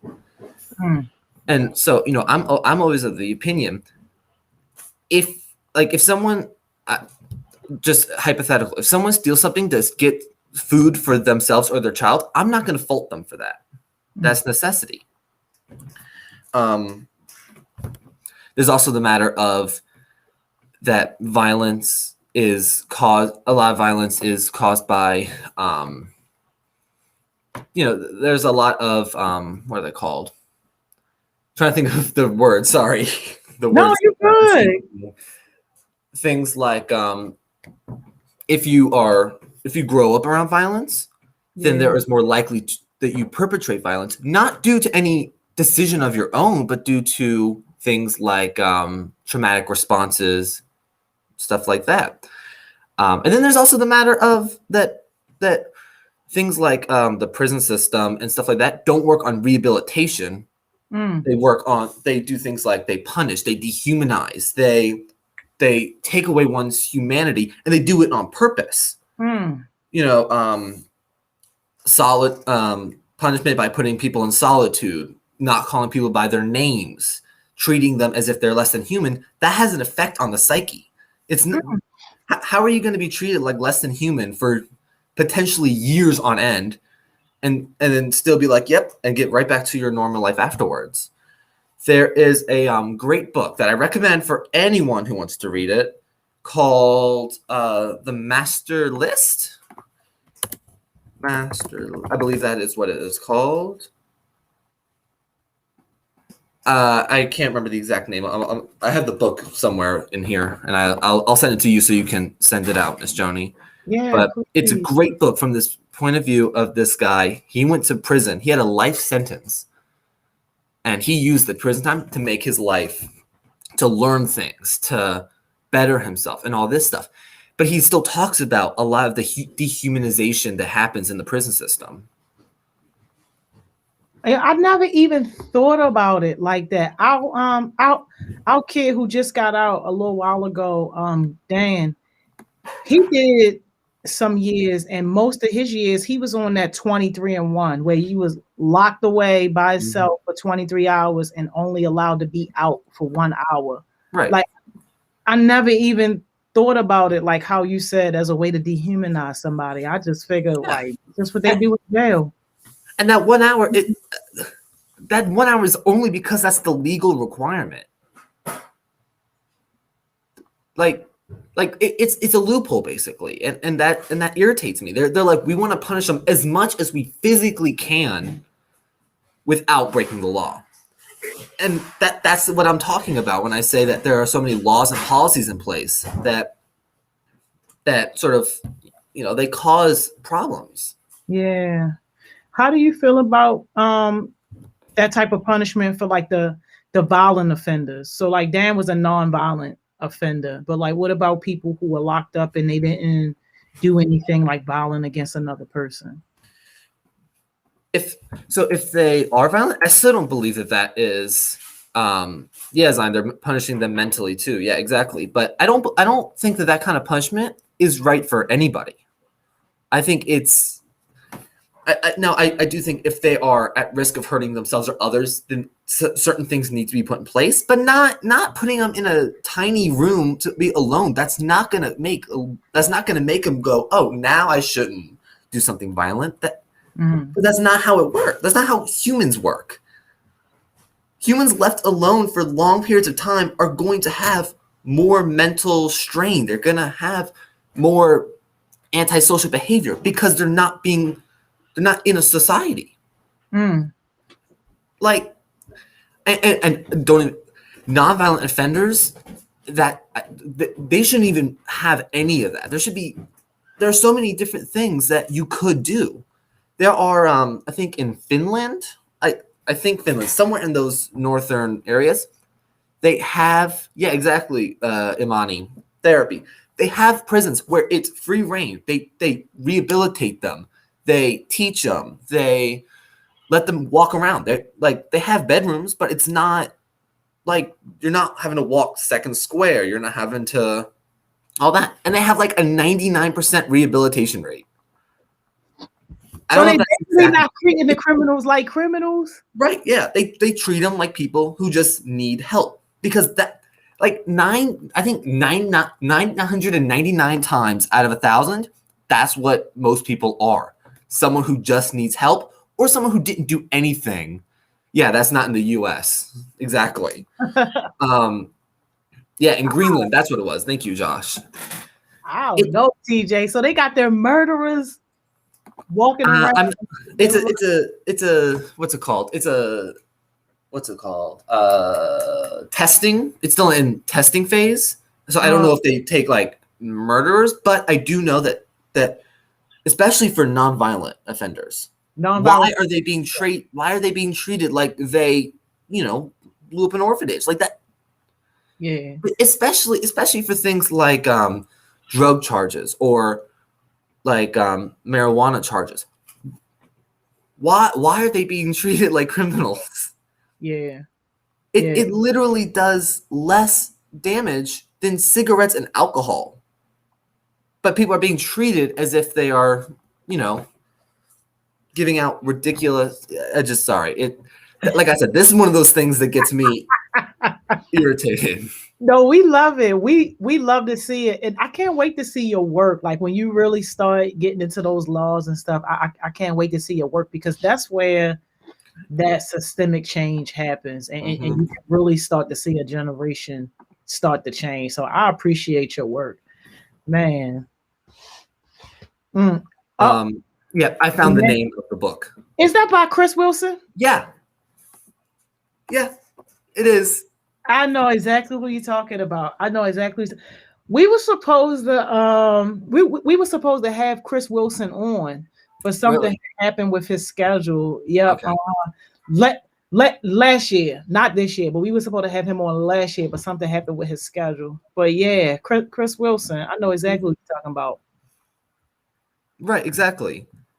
Honestly, people who are Imani, people who are there for drug charges, especially if it's for using, don't treat them like animals. Oh yeah. Help them. Give them therapy. Give them treatment.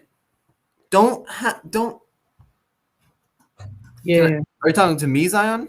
My information? Yeah, they want. I'm gonna have to post your IG now, TJ. Oh, let me see. I barely use Instagram. Let me pull mine up. All right, let's see. Oh, you're gonna see some. We did a dancing thing for the President's Leadership Circle, so you're gonna see a bunch of. It's cool. Whatever you want to share, I'm gonna put you on our resource list so that people that want to get in touch with you can get in touch. My username is TJLC2001. I think that worked. Like I said, I don't use Instagram that much, but okay. Yeah, exactly, Carmen. The prison system is a big business, especially for profit. That's crazy. That's crazy. And we never, ever, ever have enough time. And this was such an important conversation, such an eye opener. TJ, I got to ask you our last traditional question. And that is, if you had to leave us with one jewel, what would it be? So for one jewel, I would say, this is something that I always have going on in my head, and that is know yourself. Know yourself. A lot of reasons why I do what I do, and a lot of reasons why I know what I know, is because I know who I am. I knew I liked computers, so I tried a computer looking into computers, didn't like it, moved on. I know who I am. I'm very self-aware of what privileges I have, what things I don't have, what I need to get, and that has led me to success. Now, so that's my takeaway: is know yourself. Yes. Thank you so much, TJ. Fearless legal slavery, yes. Yes. And shout out to TJ because TJ wasn't even supposed to be our guest mentor for this spot. He jumped in last minute. You found out literally 30 seconds before you jumped on. So, thank you so much, TJ, for always supporting, for always having our back. I appreciate you. Wonderful. Let me know if you need something else from me. You I'm already always happy to help out. Yes. Thank you so much. Enjoy the rest of your day, TJ. Will do. Have a nice day. Bye-bye. Bye. Y'all, take y'all break, yo. Take y'all break. I see y'all back here at 12.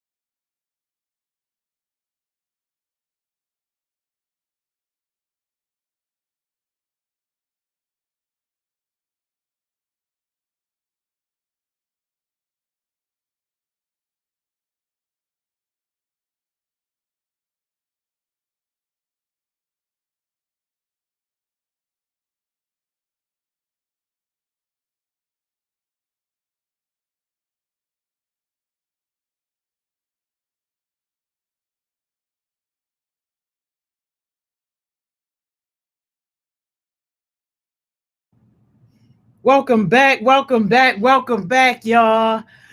I hope y'all had a great break. Hey, yo, don't y'all love TJ, yo? Don't y'all just love TJ, yo? And yo, shout out to TJ because, like I say, y'all, he was not supposed to be our guest mentor. My man just jumped in right at the drop of the dial. And shout out to Miss Money Mo, yo, because she always makes it happen, yo, when people be having issues, yo. But y'all know how we do. 12 o'clock. It's only one way to start it. We got to get our favor here, y'all. Miss Money Mo, what's up?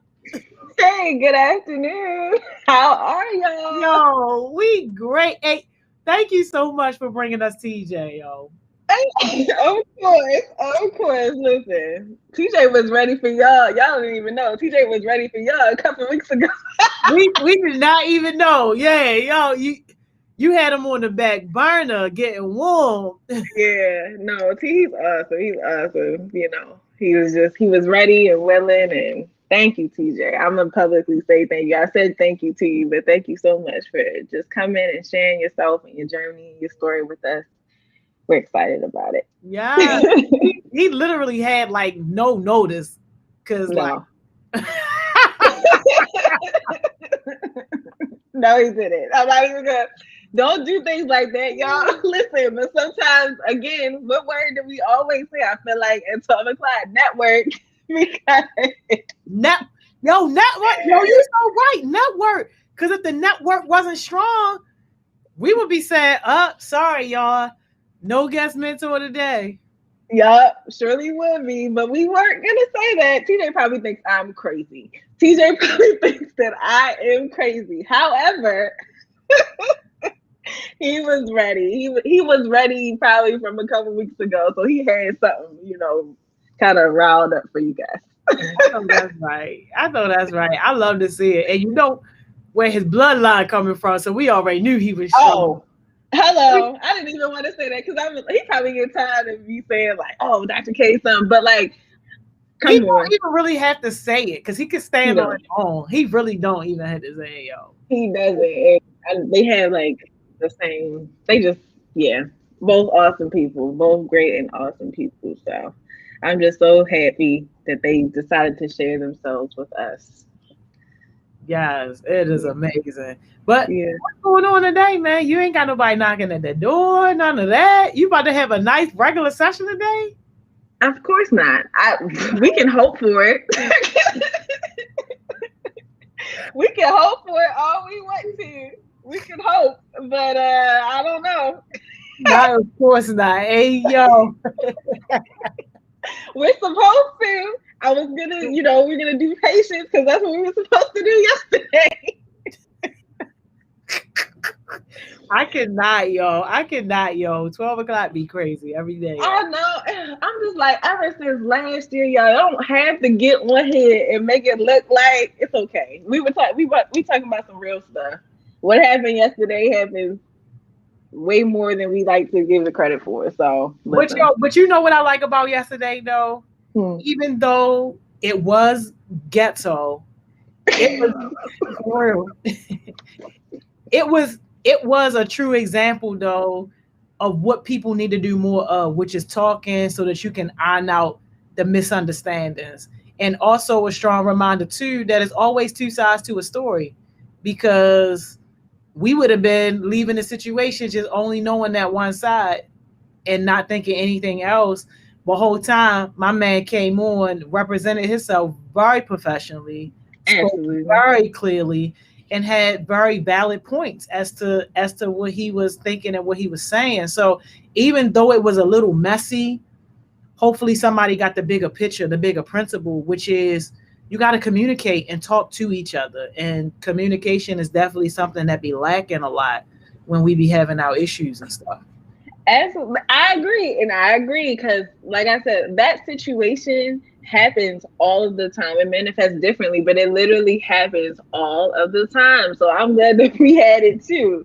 Very much, spicy, but very spicy. Extra hot sauce. But I'm glad that it happened. Now, before you even say anything, you might have somebody Knock at the door. It's only because I want to see if she has an update. That is all. I want to see if she has an update so we can follow up from yesterday. That's all. That is all. That's the only reason you coming. Who, yo? Who? It's Naija. Oh. That's the only reason she coming, to see if she has an update. Because she's talking about, where the link? Can I get the link? You can get the link. However, you should have it. And if you don't have it, I don't know, because I sent it to you. But just want to see if y'all, communicated effectively. It'd be nice if we had Tay too, but we don't have him today, I assume, because I want to hear both sides. But it's okay. It's all right. But all right. Zion, we're gonna talk about patience eventually after we get Naija's update. But let's just start with the question of the day. So, question of the day: what is one thing that you, as a teenager, would want older generations to know about just teenagers in general, or about you? Me and Miss Jody, we can just do it from like the age that we are now. But everybody, I'm the older. Oh, Antonio, yes. Hit me up, Antonio. Can Antonio get on? Of course. Okay. Of course. I can send this on. You want me to send some? Okay, perfect. Yeah, no, yeah, but I'm older. So you talking about people in their hundreds for me? Come on now. You're not 60. You're not 70. Like, come on. You know what I want my ancestors to know? Hey, yo. You be trying to play me, yo. People that are older than you. People that are older than you. The generation right above you. No. I feel like people should be telling me what they want to. Like, I feel like I'm old.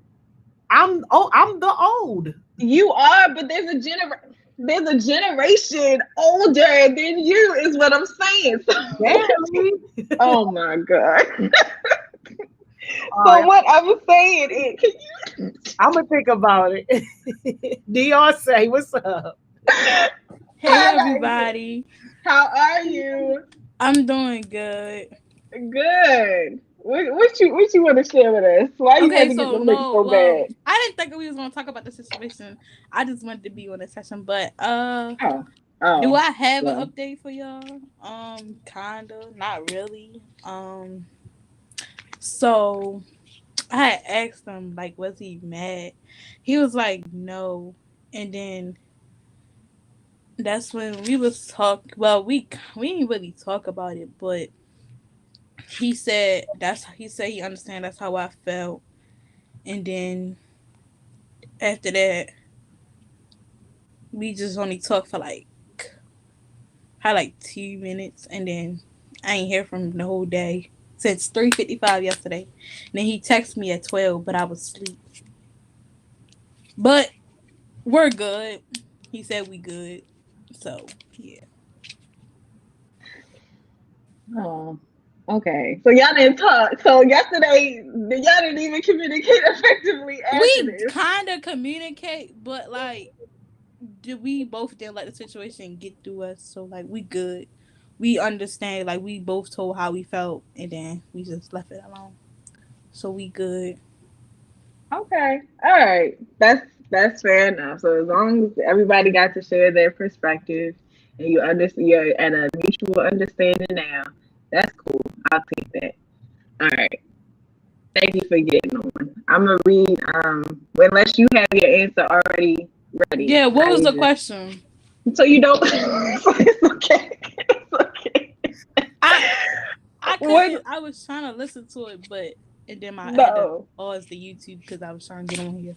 It's okay. You're fine. I'm just messing. What was the question? I probably got an answer to it. The question is, what's one thing that you want the older generation to know about teenagers in general, or about you? I'm gonna just do it for me, because this generation right here. All right, so yes, for me, okay, so for me, I can say I'm complicated. I'm very much stubborn, and I'm hard-headed. I know that for a fact. When your birthday? August 27th, Virgo season coming up. But see, me, Sometimes I listen, sometimes I be hard-headed. But I swear I be thinking I be getting my way all the time. Most of the time I get my way, but I be thinking I be right on multiple occasions.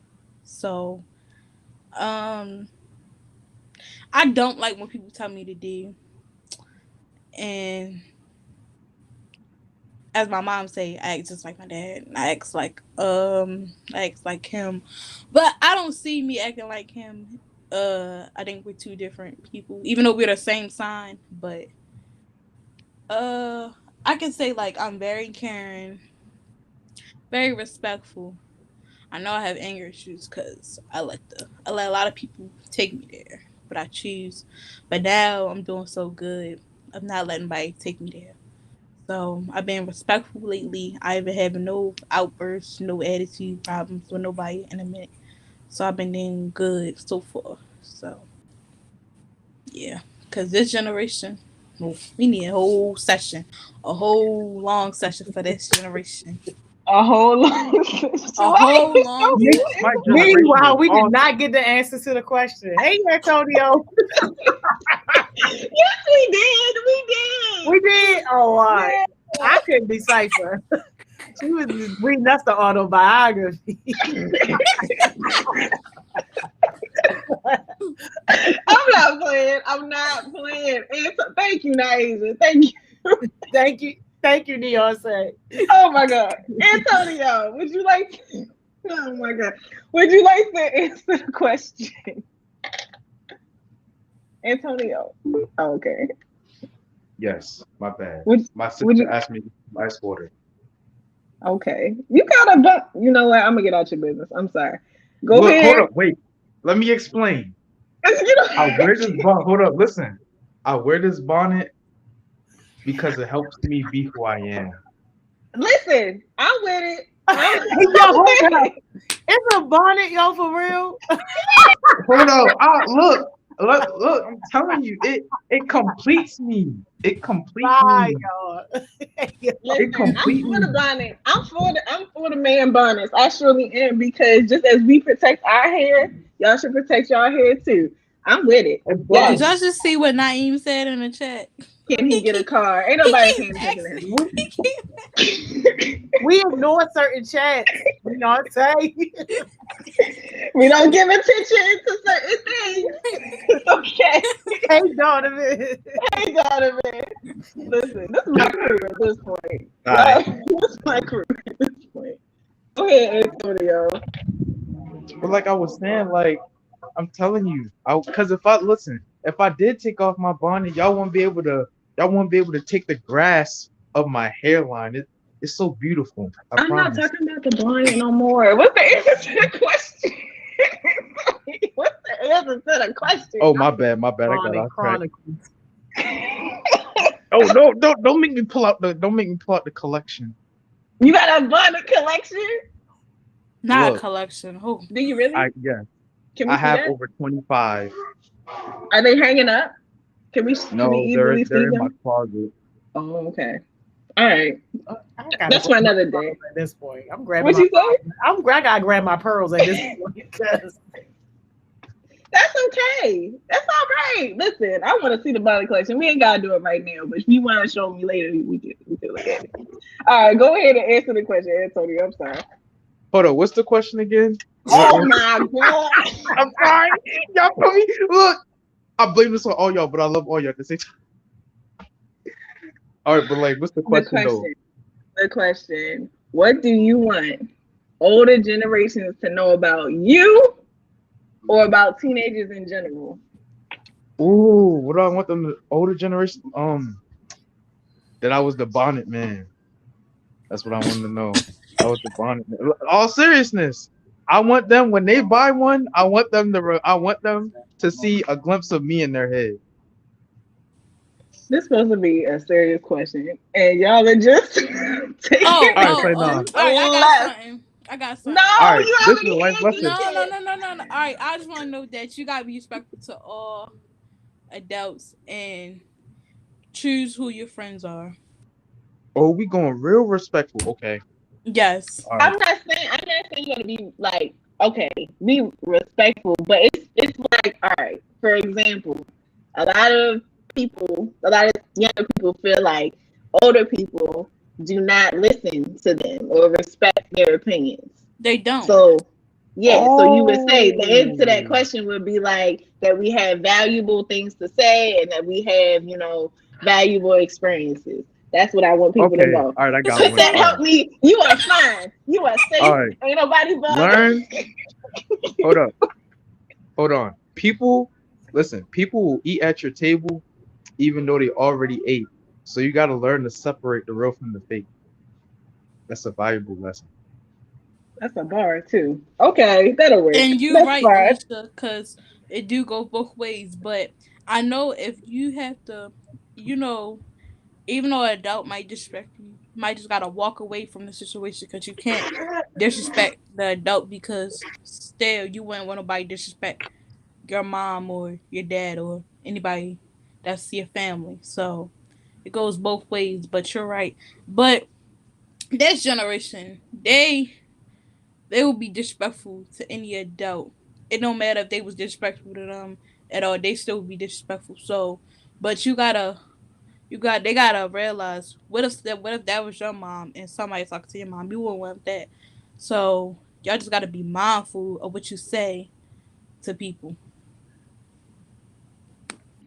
All right. Thank y'all.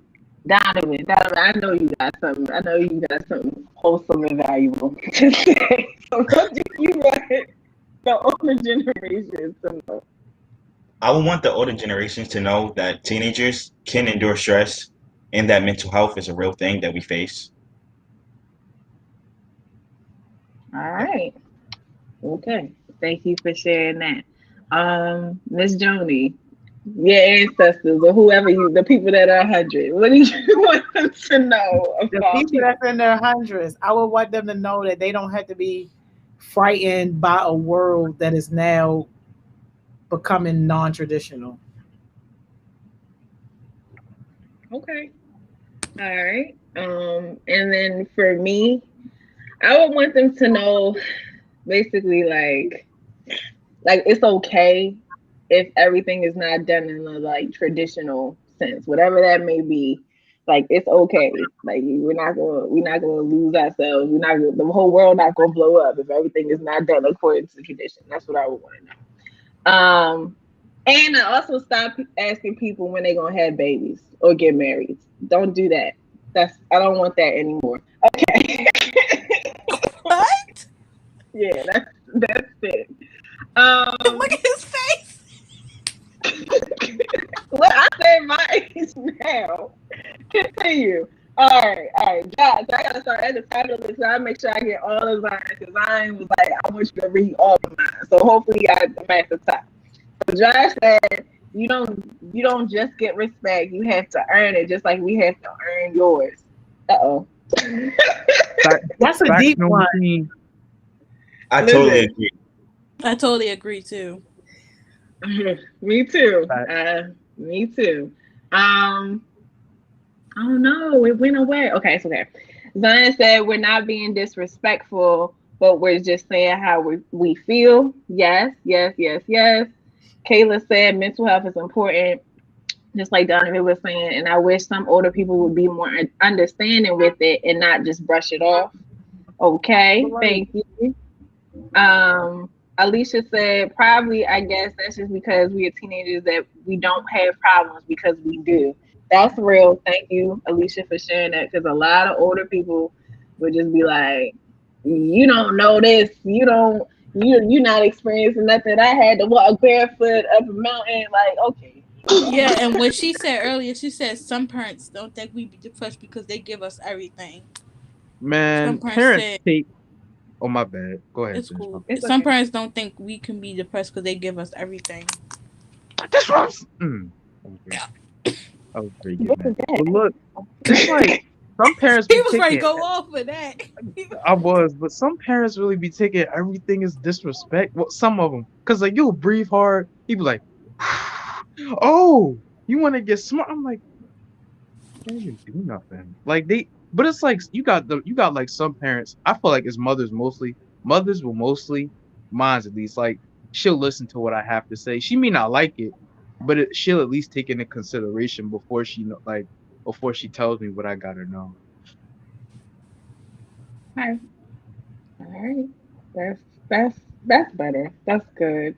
My list went away. I was all the way at the top, and it's okay. It's all right, y'all. It's okay. I'm gonna find it back because it just went away. Okay. Alicia said older generations need to understand that having boundaries is not disrespectful, and asking for therapy does not make you weak. I love Alicia. Alicia talking to the people today. Because, what you say? I agree. I agree. Yeah, me too. I think boundaries in general are not really like I've just started having like boundary conversations probably within the last like couple years or anything, and not even boundary conversations with like people who are older than me, because I feel like a lot of times, you know, older people will just think that you're supposed to do certain things because they're older than you, and you know, okay, but also not okay. So yeah, those boundary conversations are important, and we all know how therapy is received, especially in like Black and brown communities. So yeah, thank you, Alicia, for sharing that. And if I can find one more, I'm gonna share it. But like I said, the whole list, and I hope I got all of yours because I'm not sure because it went away. But Naeem said, I want the older generation. Oh my God, never mind, forget it. Naeem, I'm not reading none of you. I'm not reading no more of your comments. I'm not reading no more. I thought it was going to be something serious. It ain't. So I'm not even gonna finish up with that. Okay. All right, so do y'all even know what we talking about today? Y'all just got up here. Did y'all hear what I said? I said we were gonna Patience. We're talking about patience today. Yeah, and okay. patience. Hey, Tony, did you know that? It doesn't seem like you knew that. It don't I feel like did, and I did. Child, okay. It's okay. All right. Josh said, you don't have the right to discriminate a person or a child just because of their sexuality or what they identify as. I agree with Josh. Oh. Yes, I agree with Josh too. I agree with Josh too. I definitely agree with that. So thank you, Josh. Josh and Alicia, y'all came up with some hot ones. You too, Zion. You too. Like I said, I think I missed one of yours, so I'm sorry, but you too. All right, so let's get into this patience conversation. I think we're gonna have it today. We're gonna see what it turns into. We're gonna pray about it. Who is it? Oh no, that's me. That's me. Okay. I keep doing that. PowerPoint out. Yeah, we're gonna see how long it lasts. We're gonna see how long it lasts. Isn't it so pretty though? Not pretty. It's good. Listen, man, I love a good presentation, okay? I love a good slideshow design. So, all right, everybody on the screen, because mine are already, but everybody on the screen, people in the comments too, but you really have to do this activity. So I want everybody to encourage themselves within just 6 words, a 6-word sentence. Hopefully all of mine are 6 words, I think. Okay, write 6-word sentences to your past, your present, and your future self. Why did you choose these words, or why did you choose these sentences? So first one is to your past self. Second one is to your present self. And then third one is to your future self. If you need to grab your note section in your phone, if you need to grab a pen, pencil, I don't know, piece of scratch paper, whatever you want to do it, however you want to do it is fine. Just make sure you share with us if you feel comfortable. I will talk through mine first. So the first one, my sentence to my past self would be, speak up, you had something valuable. I've said it a couple of times, a lot more last year, but y'all know that I'm an introvert. So that is one thing. I'm also, especially when I was a little bit younger, very, very, very, very shy, to the point where if somebody even said my name or asked me to do something in front of people, I would bust out in tears. I was in somebody's wedding, my cousin's wedding. I burst out in tears before I could even go down the aisle. when people would ask me to do different parts and all that other stuff, literally crying in front of all these people just because I was that terrified. So, and that would be in front of people that I didn't know, in front of people that I did know. And then I also was in a place where I felt like whatever I had to say wasn't valuable enough or wasn't important enough to share out loud or wasn't going to make any sense. So that's what I would say to my past self. My current self, I would say keep going. It's bigger than you. There are a lot of things going on right now. Just a lot of things in general, a lot of different things, a lot of different levels. So, and I think that we all can kind of relate. Sometimes you get to a point where it's like, wow, you just sit, you like, yo, I'm stressed out, or yo, I'm really tired, or it's a lot going on. Or you could be like just overwhelmed with the amount of blessings that could, you know, that are coming on you. So I would definitely tell myself, just keep going. The bigger purpose is there, and you should keep that in mind. And then number 3 would be, look, it was all worth it, because I would like to reflect back on all of the happy times, all of the blessings, all of the good things coming to me and the people around me and the people that I love, people that I just like to, whatever. And then all of the like the struggles or the more stressful times or whatever. And I would like to look back and I would like to say, you know what, it was worth it. You made it. Of course, I'm probably going to still be going through whatever version of stress or struggle at that time, but it will all be worth it in the end. So that's those are mine. And I hope that kind of gave y'all perspective on how to kind of do this and how it's supposed to look, but also gave you enough time to actually do it for yourself. So, Naija, Antonio, Donovan, or Miss Joni, did y'all have a chance to get through your past, your present, and your future self and write something down? I got my the past. I got the past and the current. The past and the current. Okay. All right. Let's got the future. All right. So Naija, you go first. Then whoever has another one by the time Naija is, then they can go next. Go ahead, Naija.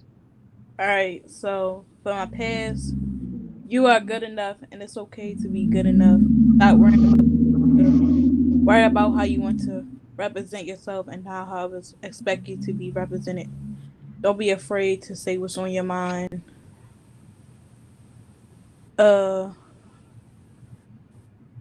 It's okay to ask for help. And if you're not happy with something, do something about it. And stop making excuses for yourself. Okay, now for my current, try something new today. Make a to-do list. Hang in there. Don't give up. Keep pushing. Keep fighting. Stay strong. Never give up. And come on, you can do it. And for my future, I'll say, I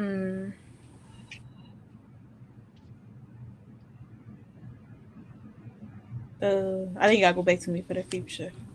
That's fine. That's no problem. Antonio, Donovan, are y'all ready? All right, I got my past. I couldn't think of a current or future. That's fine.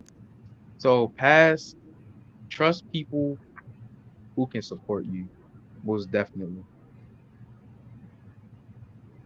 Okay. All right. Is there a reason behind it, or okay, don't worry about it. Donovan. I have about 3. For my Nice. past self, I would say don't give up. You're amazing, because when I was getting bullied, I would like giving up on life altogether. For my present self, I would say you are destined for great success, because sometimes I doubt my abilities when I know I can do better. For my future self, I would say continue to make new, better goals, because I don't want to just stop at one thing. I want to do more. Yeah. All right. Thank you to all three of y'all for sharing. Those are some good ones. Miss Joni, ready? Yeah, so since Beyonce cheated and had more words, I got some extra words. That's, you know, as you can see, I just moved past it because I'm just like, you know what? Okay. Thank you to y'all say for paving the way. For my past, I put your leadership is needed in Baltimore. For my present, I put focus on the ones who want better. And for my future, I put what you gave up was worth it. Okay. Listen, that's fine. The extra words are permitted. Thank you. Can I do my future now? The Yeah. current one, she was talking about us. She was talking about us. Yeah, if y'all didn't know. Now you know. Thank you. Yeah. Nice. All right. Be successful. Don't be afraid to try new things. Be with someone who respect you. And spoil yourself. You deserve it. Okay. You don't want to know what my favorite one is? Which one? Be with somebody who will respect you. That's my favorite one. That's my favorite one. That's my favorite one just in general. And that goes again for just all types of relationships that you have. Like, you don't want to be around people that just disrespect you all the time and don't care about you. Like, for what? Okay, cool. So we all said thank you for sharing. Let me see, get into these comments. So Dylan said for all three of Dylan's, it will get better soon, man. I don't want that to be your future one though. I don't want that to be your future because I want you to be in a future mindset where it's like it is better. But that's fair. That's fair. Can I read which one I like? Can I read which one that I like from somebody? Of course, go ahead. All right, this is from Kayla. She said, "This is her past. Keep pushing. You'll get there soon. My current self continue to think positive, stay bright, future, better determined, and keeping an open mindset. Got you far." Nice. Okay. Thank you, Taylor, for sharing. Why does naive sound so evil? Oh, is this something serious? I want to say no because it got an emoji in it. Listen. All right. What did he say? Because he said, all I know is that reality can be what I want. With the devil emoji. And then with the demon emoji. That's a demon. That's a demon emoji. That's a Thanos quote from Marvel. Okay. Thanos. All right. We can do Thanos. Oh my. Yeah. I was gonna read one of Naeem's because this one seems okay. It's okay. Not no PlayStation card. It says, I would love to say in my past is that you probably wasn't the best version of yourself, but you could have at least changed yourself a little bit sooner than before. Okay. Thank you, Naeem, for sharing something thoughtful and not playing around. I appreciate you. You redeemed yourself a little bit. All right. Productive. Yes. Josh said past, kind, caring, loving, respectful, smart, playful. Okay. Miss Leslie said, I can have everything that I want for her current self. Okay. All right. Thank you. And I think that's, let me see. Yeah, you were right, Kayla. Yeah, for sharing that. I appreciate it. And the reason that kind of is because a lot of times, and this is something that I struggle with too, we are not patient with ourselves, but also the things that are happening to us. So just to put things into perspective, so we can say like, okay, maybe we didn't catch it, or maybe we weren't as good as we wanted to be in our past, and maybe things are still happening to us in our current lives, but ultimately in the future, if we stay patient with ourselves and the things happening around us, we can get to where we want to be. So that is what we kind of got into. So the actual definition of patience is the ability to remain calm when dealing with a difficult or annoying situation, task, or person. I'll stop right here and ask everybody: do you define yourself as a patient person? No. Well, that was easy. All right.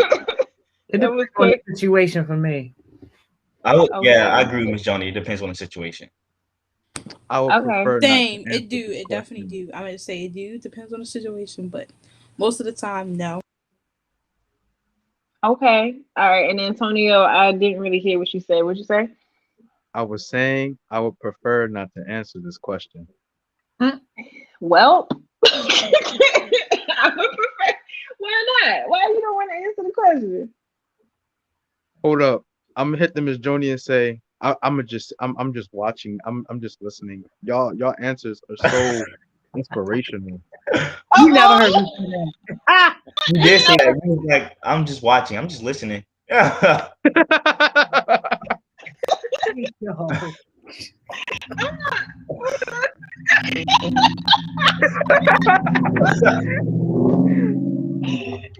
Oh my God. Do you just have those? You just right there, or do you just have those just sitting lined up so you can just hold them up when you're ready? 12 o'clock session, you gotta be ready. Oh my God. Anyway, all right. So everybody's pretty much saying, at least up here, y'all are saying it depends on the situation. So, in what situations do you find yourself to be more patient versus when you are not patient? When are you more likely to be patient, and when are you not likely to be patient? Hmm. You want to go first, or You can go. I'm more likely to be patient when the situation is happening on my own time.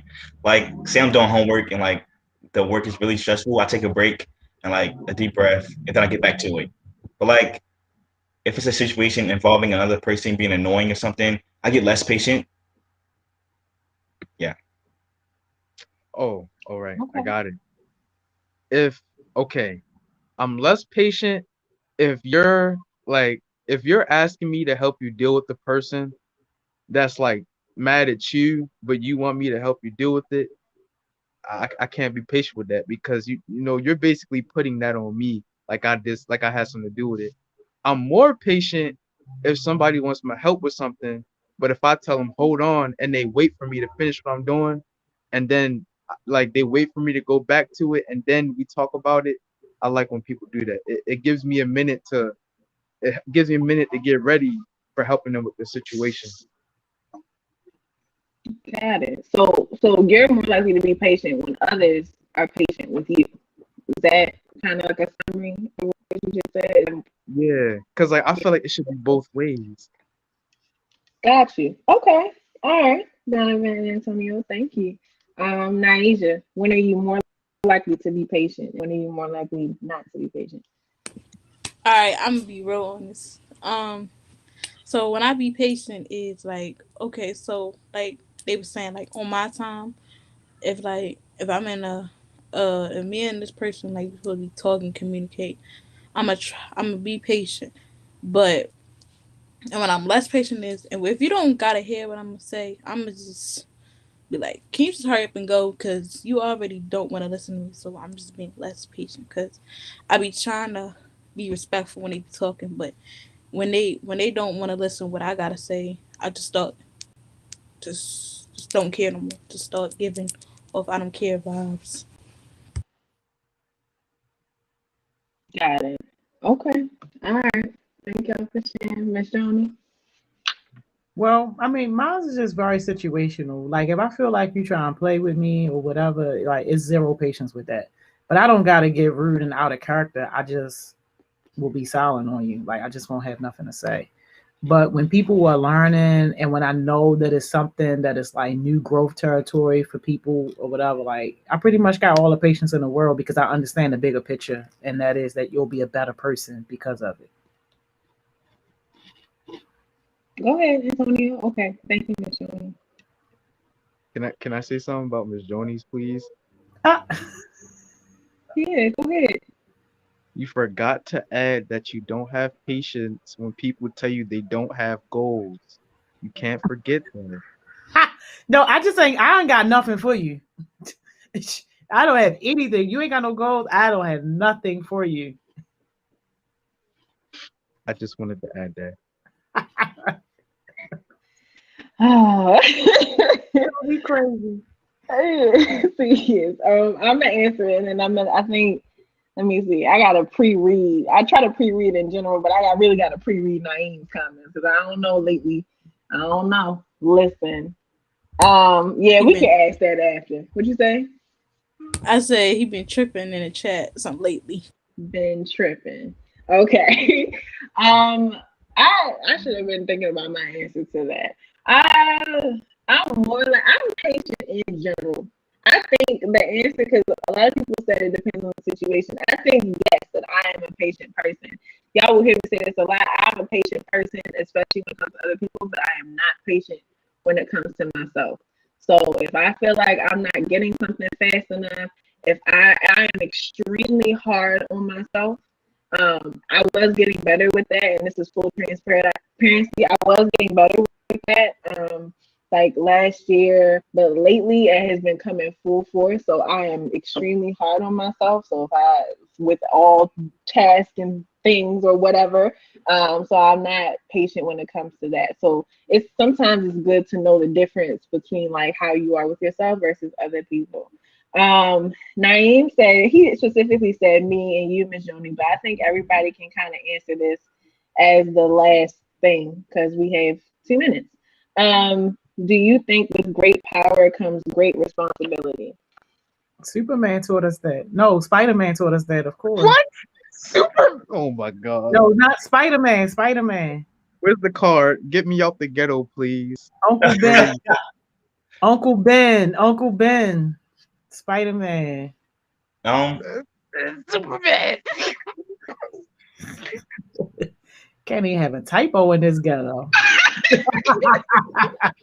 Man. How is it a type? How is it a typo? Spider-Man. I meant to say Spider-Man, but I said Superman. I know. I get it. Don't worry about it. All right. Yes, Naeem. I do think that. All right, y'all. We're going to be on time, out of here on time. And we're not going to go out ghetto. Okay. Jules, let's get out of here. Dang. I'm going to go last. I think I'll just do my jewel I did today. My jewel was pay attention to whom your energy increase and decrease around. That the universe giving you a hint on who you stray from or stay around. What book you read that out of? I just said we not. I just now said yes, not Asia. Tell the people and tell them that you wrote it. You wrote that. Tell Miss Jordan, did you write that? I'm looking stupid. I'm looking stupid. Did you write that? Not who book. Miss Joni, you try.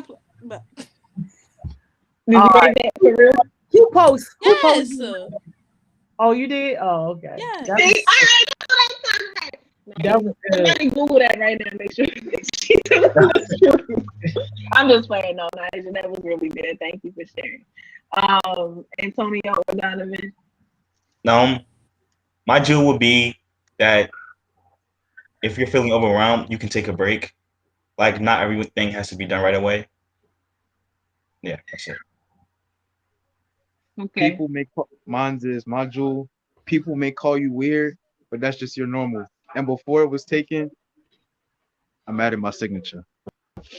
Okay. Mr. Bonnet. Not Mr. Not you got a nickname now. Okay. Thank you. Thank y'all for coming on here. My jewel is just to practice being patient and making yourself wait. Because you'll be surprised at how beneficial it is and how much calmer it will make you as a person. All right, we out here. Love y'all. Thank you, Ms. Mo. Thank you, Donovan. Thank you, Neon Say. See y'all. Love y'all. See y'all. Yo, great session, yo. Y'all know the 12 o'clock session, aka the ghetto session, yo. But we love to see it. Shout out to Donovan. Shout out to Neonce. Shout out to Mr. Bonnet, y'all. And shout out to our famous Money Mo. Hey, yo, but y'all know what time it is. Go ahead and take your break, y'all. After you take your break, go ahead and take your lunch. And I'm going to see you back here at 2 o'clock.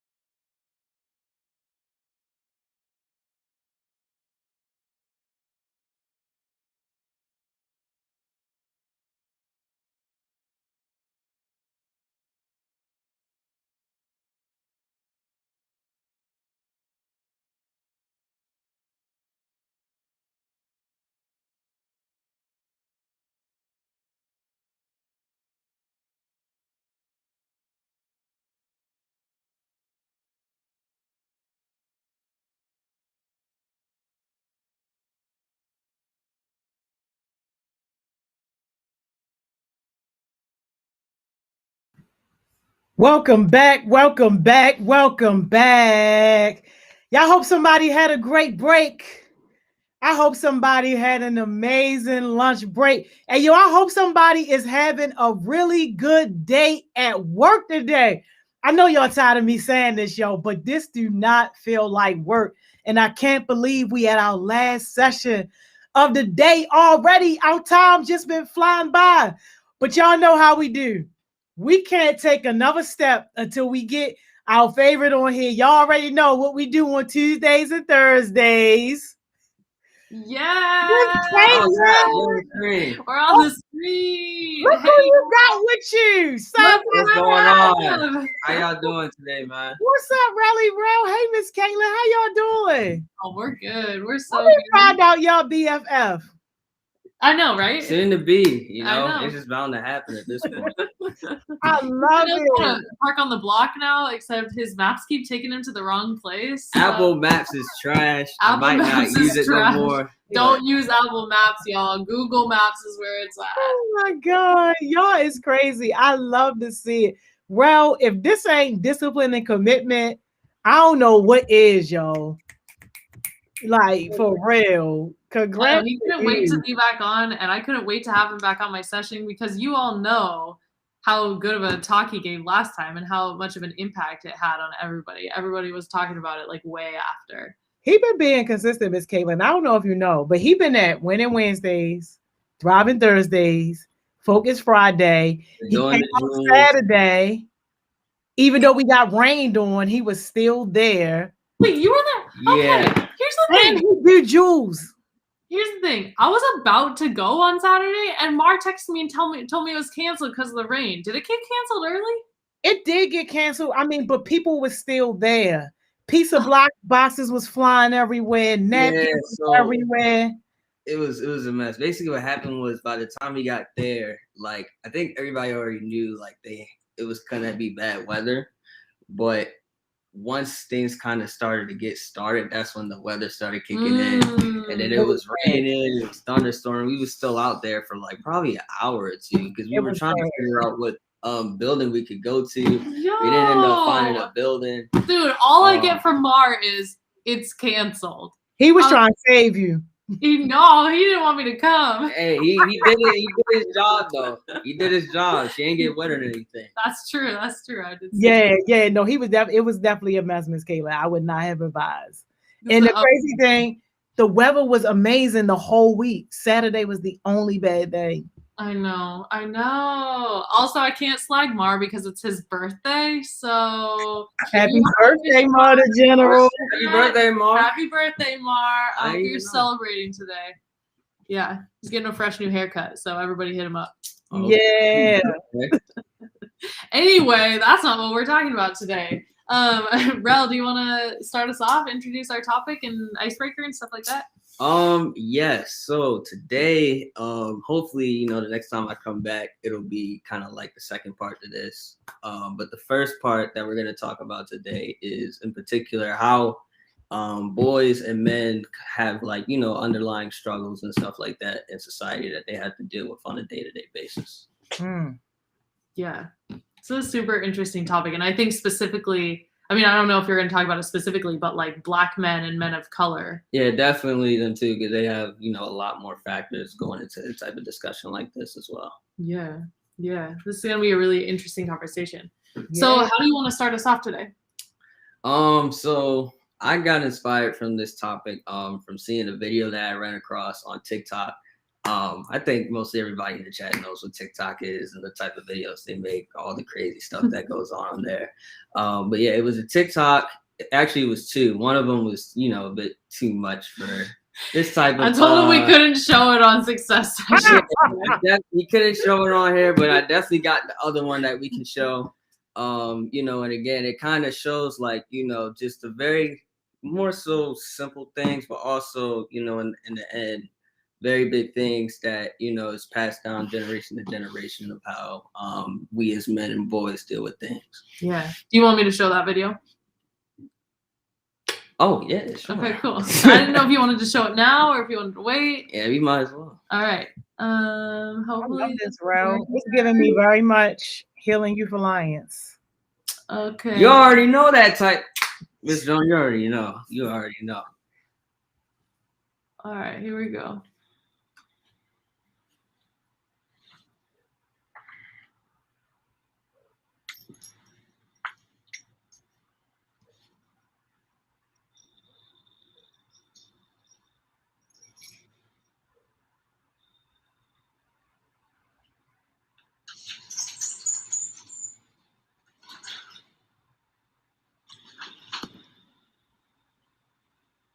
I'm a man.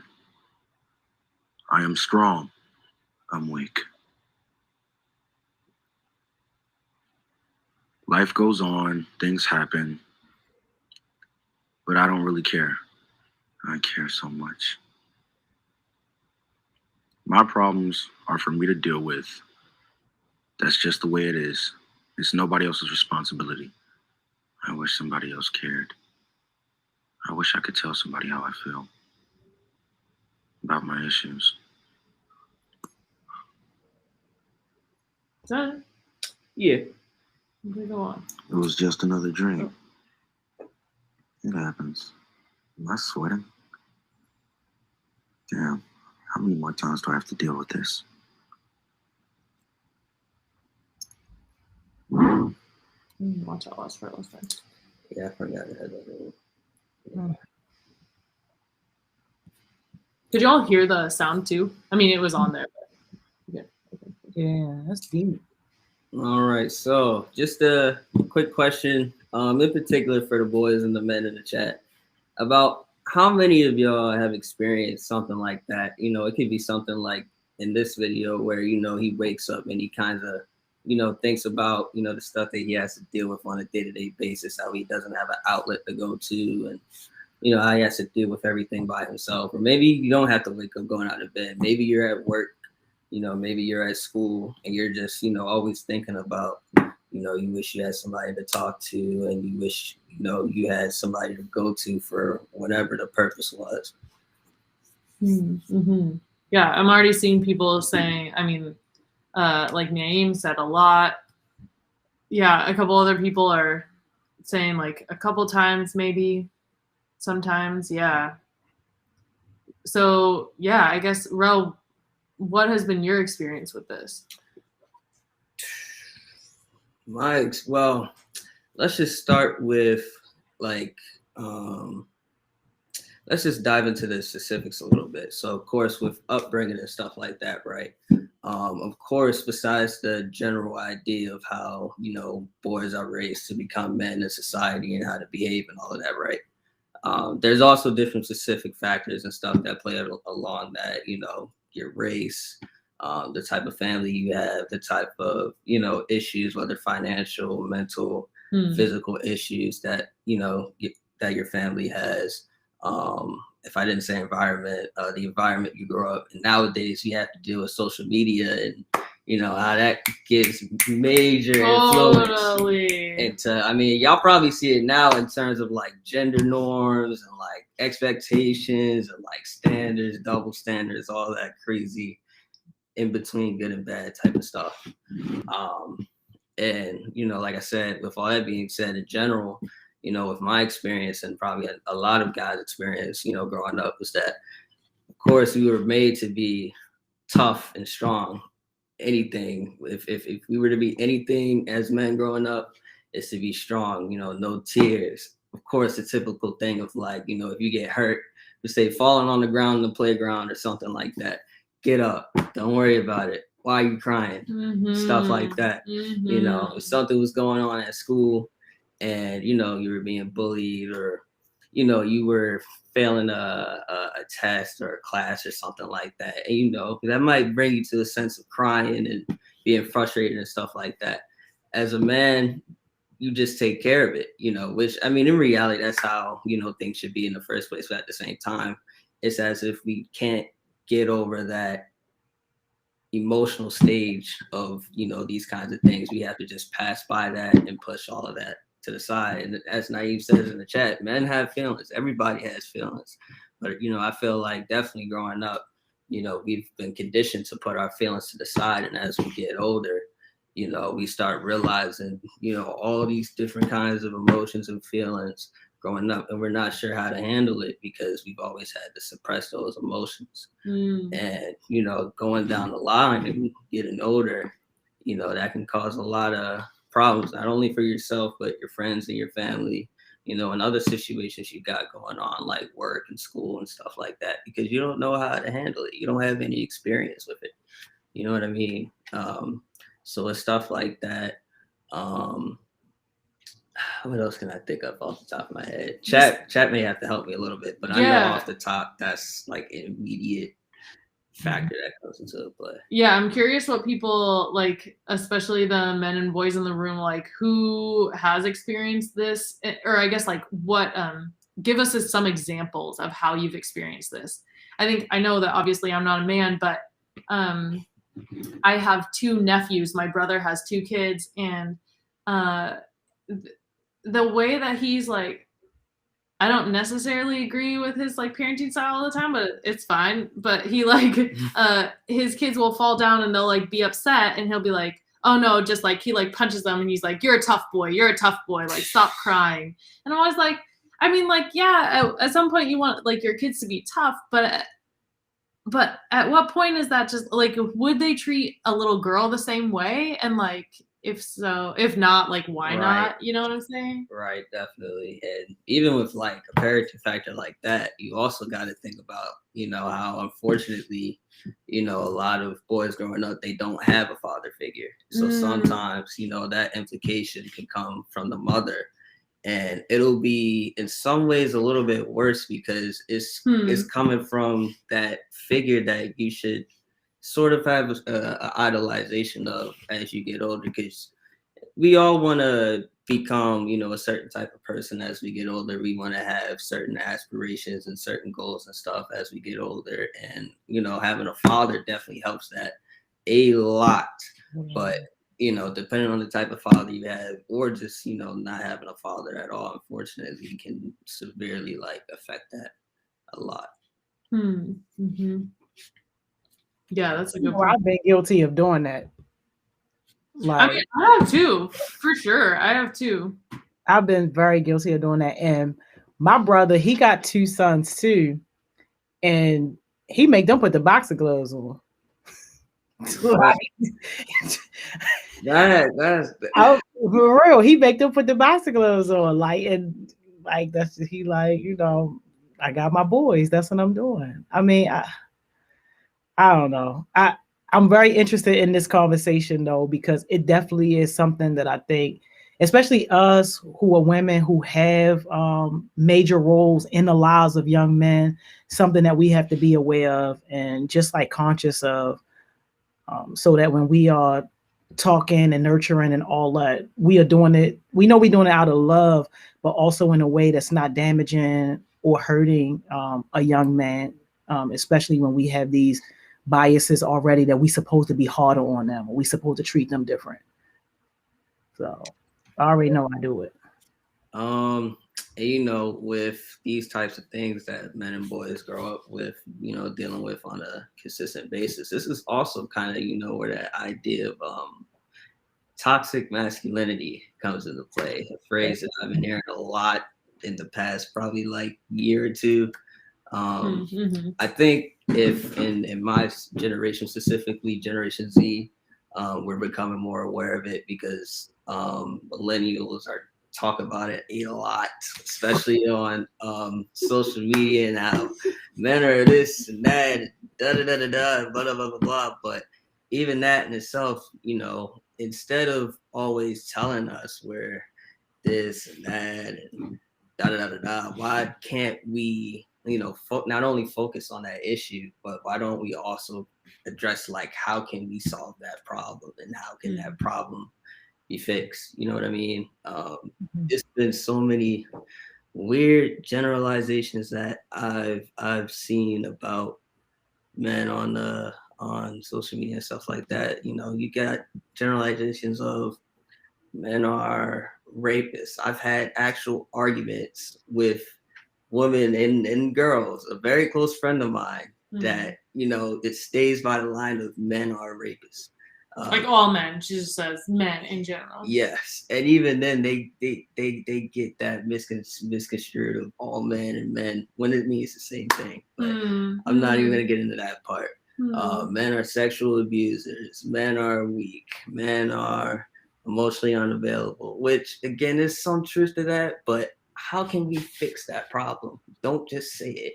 I feel like it's only true because we reinforce it to be true. Exactly. Right? Yeah. Like it's not like men are inherently like we know we have a little baby boy. It's not like he is any of these things, right? Yeah, that's the thing. It's like they make us seem as though, you know, we are inherently bad people and that we are born to make like mass destruction in society or something like that. It's a mix of things that's said about us, and it's just simply not true. Maybe for some people, but definitely as a whole, it's not true whatsoever. Can we definitely though acknowledge that some people might have that perception because of their experience? Because like I know some people like teenage years and they've been violated to the max. Definitely. By men that were supposed to be taking care of them and loving them and people that they trusted. So it's kind of like now you got this distorted vision of all men because it's like, yo, you were supposed to take care of me. I trusted you. You were supposed to love me and protect me. The same one hurting me. So I can definitely understand why somebody in that situation with that experience would have that, because I thought like that for a long time in terms of like father figures, because I don't know my dad. The man could walk past me right now, and for a long time I just thought that that's just how it was, and that's how men was, that they just had babies, could have somebody out in the world and not even care to know who they are. So but it took me getting older and expanding my own mindset about it to understand like, no, that's not every man in terms of fatherhood. I definitely, it's crazy how I even forgot about that perspective. Thank you for that perspective. Yeah, definitely, you know, even outside of this topic, I've had several different kinds of experience where I've had to learn how to, you know, take everything that I've dealt with and kind of, you know, step back to the side and be like, okay, this isn't normal. This isn't how things, you know, actually are. And it takes a lot to recognize that, and it takes a lot to unlearn that from within yourself, because then after you do that, then you have to go through the process of, you know, how things actually are supposed to be and what people and certain things should be doing and how, you know, these things function. I actually have a little infographic right here. Cool. Can they see it on the little? You'll have to put it like. You got infographic? Okay. Yeah, it's a little. I don't know if y'all can see it or not. Okay, y'all can see it. Yeah. All right. So this was a tattoo that I actually wanted. I don't know if I'm gonna get that no more, but this is something where it's though it's different layers to, you know, what you experience. And along those lines, you have to, you know, again, come to that understanding of things aren't normal and this is how things are, shouldn't be. All right, there you go. Yeah, see, you're a lot better than me with holding that. So yeah, within these circles, you know, you have with you know, with Miss Joni talked about with, you know, past experiences, that oversees everything, and that takes away, even if you were to be thrown, you know, factual information at you, you know, that it won't matter, because you'll have even one experience that you dealt with before, it'll oversee and overtake everything. It'll be like, no, that's not true. Right? Then you have, what does that say? Innocent biases. Inherent biases. Oh, inherent biases. There you go. Now I won't lie, I'm not specifically sure what that means, but so inherent biases are like, you know, if you have an opinion about something that, you know, that you think, like it's the like all men are bad. That's like an inherent bias against men. Yeah. Right? Yeah, I can definitely see that. I'm not a better explainer with that. You're good. Let's see, mindset, emotion. Yep. So then the next one you got is mindset. So again, that also goes to after you probably get past those 2 layers right there, those 2 circles. That's when you want to dive in and you got to reconstruct your mindset and you got to rethink about everything that it pertains to that subject, you know. And then you have that second to last circle, which is emotion. That's when, now that you have an understanding of things and stuff like that, you can actually kind of, you know, not only do you know, but it's better to know something, and then once you kind of experience that thing again, possibly, unfortunately, or you might experience something better, or it could be the complete opposite. You know, you'll have that kind of sense of overwhelming joy in the sense, because you actually know that that's how things are supposed to be, and that's what you deserve. I know in certain situations it'll make you feel like over time, well, I don't deserve this, or I feel like I shouldn't be having this right now. No, all good things that you guys encounter in life, even if it's in a bad spot in your life, you deserve 100%. Always remember that. Yeah. That diagram also makes me think of like, okay, so say we wanted to like unpack the statement that like all men aren't bad, right? Like we were trying to say some people do bad things, but like men in general are not bad.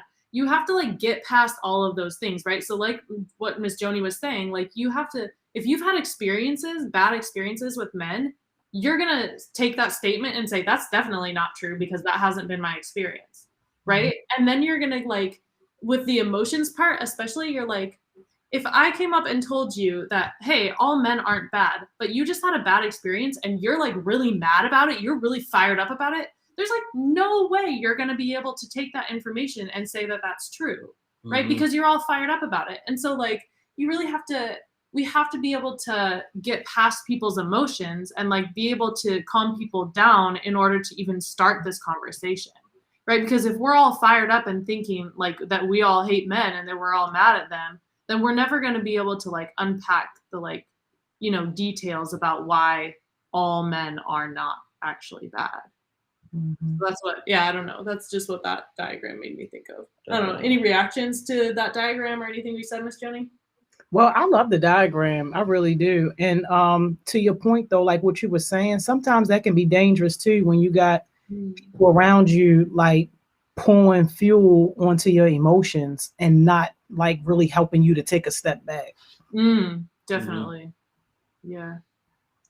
Let's see. Did anybody else make suggestions in the chat as to you know, as a boy or a man growing up, what they would possibly or what they could possibly be dealing with? I don't think so.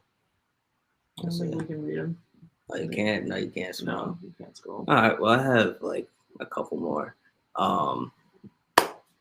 Street life, especially in a city like Baltimore.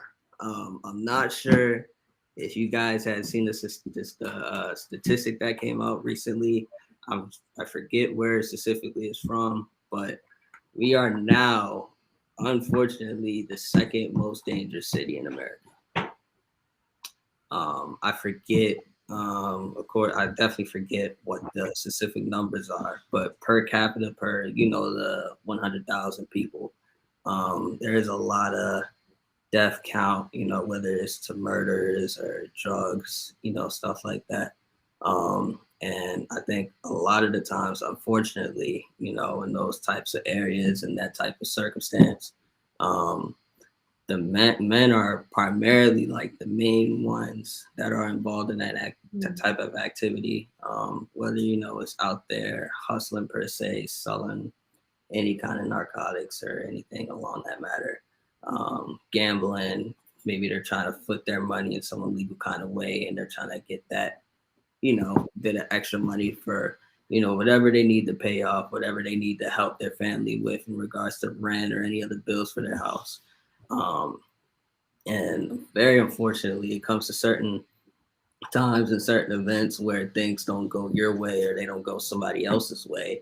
And you get into those incidents where killings happen, especially if you're involved in like a gang or something, because then it comes to the matter of protecting yourself because you're always constantly out in that type of environment, always involved in that type of life. And, you know, unfortunately, people get jumped into gangs, or maybe you have to go to a group. Maybe you have to go to a gang and be like, hey, you know, I need help with such and such. Or, you know, it'll just be, it gets so deep to the point where the neighborhood itself, like this particular street name, is its own gang. It don't even be like friends or anything at school meeting up. It's just that street itself that declares itself as a gang. And that's where all these conflicts and stuff like that arise. So let me bring it back to your topic of like issues that men have to deal with. I know that you said that men are the ones who are like involved in like street life a lot of the time. Mm-hmm. And I guess just like trying to think about why that is, like what do you think is the reason why men are more involved? And like, does it have to do with toxic masculinity, or like, what does it have to do with? I think it has something to do along the lines of, you know, as a man, you have to deal with any and every tough task ahead of you. You know, compared to say a woman or a girl, let's just give like the crazy scenario that like, this actually kind of goes back to like the caveman type of times, in a sense, you know, where if it's a man and if it's a caveman and a cave woman and they're out on about looking for food, looking for something to eat, who's going to be the person to get the food? Is it going to be that caveman? Or is it going to be the cave woman? It's going to be the man. Why is that? It's because they were hardwired, and even to this day, it's like we're conditioned and hardwired to do those big things and those big tasks. We have to kill the animal. We have to bring that animal over. We have to cook that animal, you know, and we have to provide for our family by any means necessary. And I think that also goes back into that street life that unfortunately a lot of young men, and of course women as well, have to deal with in a city like Baltimore, is that they have to provide for their family in some kind of way, which is another big thing that, you know, boys and men are, you know, conditioned to be as they grow up. They have to be a provider. Have to be. If they aren't, I guess, like, how do you feel about that though? You know, because I mean, like, I don't know about the cave people. That I think women definitely, like cave women definitely played a role, or like early women definitely played a role in like cooking and, you know, taking care of families and things like that. And I think it was like actually a lot more evenly split with early people. But then as like our society has grown and like technology has happened and like industry has happened, like all these things, it has created this society where men are expected to be the provider. But like, I don't know. What do you think of that? Do you think men should be the providers, or like? I'm just again, I'm thinking about social media because it's so many different perspectives. Yeah, tell us on every day. So I think nowadays, you know, thankfully we live in a world, you know, where so not everything has to lean on a man's side of things, because we have more and more women and girls every day that want to be independent, and they want to be able to provide not only for themselves but also for a family or for their boyfriend or their husband. So I think that we're definitely kind of getting to that point where things are getting even. However, even with things like that, you know, even though we have, you know, these great things like girls and women wanting to be independent, it's still that kind of thing where, so as a man, if you're not able to pay, let's say if the man and a woman live together, even though the woman wants to be that person that helps pay things and whatnot, you still have to pay for rent. This is what I see off of social media. You still have to pay for rent. You still have to pay for utilities. You still have to pay for car insurance. You still have to pay for groceries. You still have to cook. You still have to clean, and not saying in particular here and there. You have to cook all the time. You have to clean all the time. Wait, who does, the men? Yes. Even though we're kind of getting to that point where women want to provide and girls want to provide. It's complex. That's For sure, it's definitely complex. It's definitely complex because it's like, and then of course we're not able to do even one of those types of things, especially when it comes to that monetary type of value, which is something we unfortunately value a lot in society nowadays.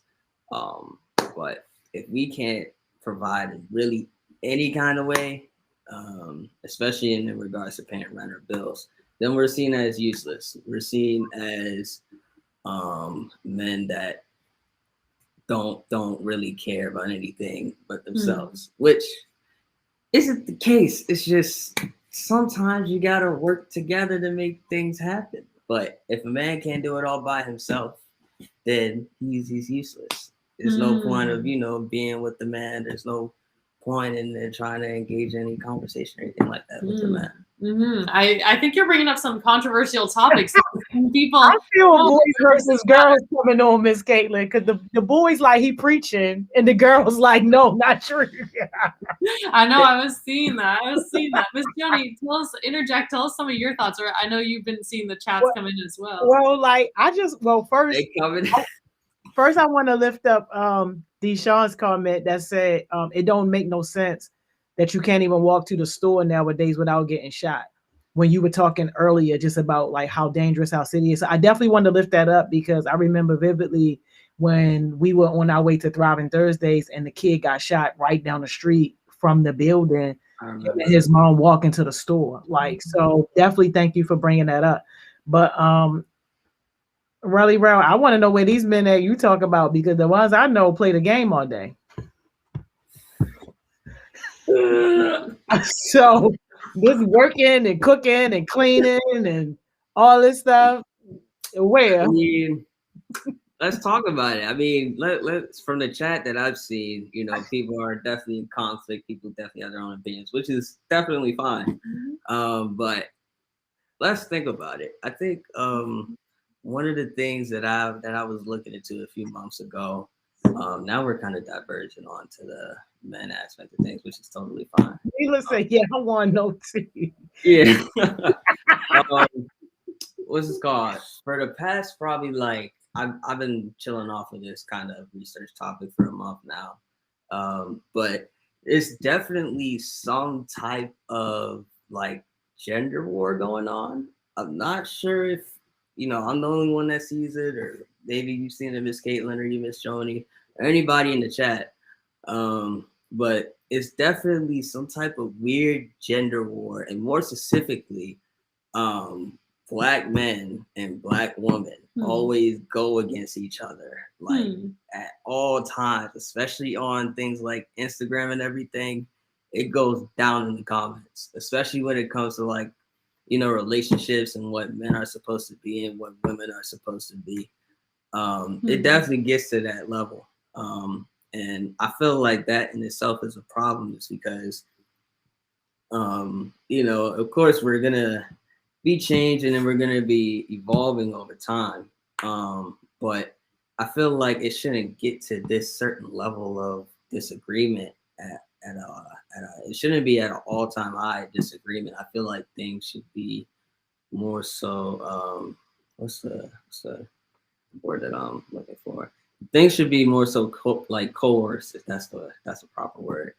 We should all be more together as a unit, especially cohesive. Yes, cohesive. Thank you. Especially as Black people, and everything that we went through, everything we're still going through, all the deep rooted things that we still deal with on a day-to-day basis. I think we talked about something like that a few weeks ago, about how, certain things like, slavery and discrimination and like deep rooted hatred is still within us, and how that affects our mental health. So I feel like even with things like that, we should be able to come together as a unit and be able to discuss things, but we're not able to do that. I'm not sure why. Yeah, I feel this reminds me, Miss Carmen put a comment in the chat earlier that said like it's a two-way street. Both people have to like really put into the relationship. And I know that you're talking about more like systemic issues, but just like bringing it back to like individual people and their relationships. like if it is a man and a woman in a relationship together, then I don't know, both people have to like put in the effort, communicate, like figure out what roles each person is going to have. That don't necessarily have to put in there? Say it again. Did y'all see what Sakina said? Yeah, can you repeat it? Yeah, so it's not even about whether men should be providers. It's about restoring the ability for men to provide with dignity. I think that's powerful because the way how like child support and stuff has been set up, it really did strip a lot of men of their dignity and just pride and esteem and stuff like that. Really did a number on us. Yeah. This also reminds me, I think it was Zena maybe that said this comment earlier, but people that men, they said the reason men go to the streets is like because it's a support system and they have to like figure it out on their own. And so like that's not like they're trying to find dignity, but trying to find it in like the street ways rather than, you know, positive and healthy ways. Sakina said we trigger each other way too much. That's why. That's facts. We always talk about the negative. And even when we do talk about the negative, we never talk about what can we make of that and how can we fix it. It's always just pointing stuff out and never coming to any type of, you know, fix for it. I definitely agree with that comment. Also not having guidance. Yeah, and again, that also kind of fits into that spectrum of, you know, when a man doesn't have, you know, that sort of idol that they can go to, that father figure that they can look up to, and, you know, girls and women as well growing up, they don't have a mother or a certain idol to look up to as well. Yeah. Miss Joni, other thoughts that are in the comments that are coming in?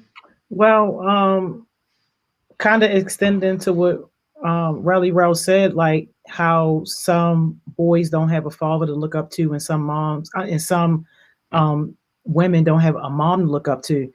But it's doing damage too when the reverse is true, when that daughter doesn't have a father figure, because then now she doesn't know how she's supposed to be treated, and she's accepting any and everything.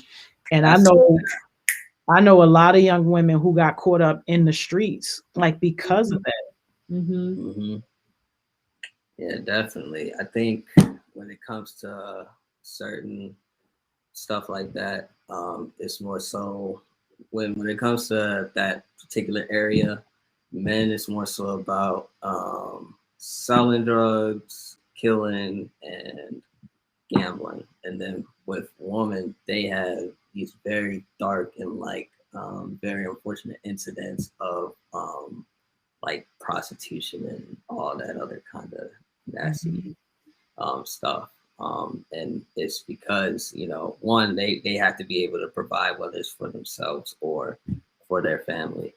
And two, at least in my opinion, this may be very false, but, you know, going along with the topic or the idea that Miss Joni brought in with not having that kind of father figure to look up to know how you should be treated as, I think with that kind of idea of prostitution, since you don't really know how you're supposed to be treated, you kind of get normalized to that level of treatment, and you see yourself as an object, and nobody, especially women or girls, shouldn't be seen as an object.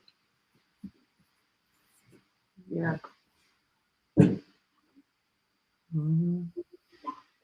That's a tough one, y'all. Like, that's really a tough one, because once you get conditioned like that, like, it's really hard to break out of it. And to some extent, you almost don't know any other way. Like, you think that's love. You think that's taking care. You think that they are taking care of you because you don't got to worry about what you're going to eat. You don't got to worry about where you're going to live.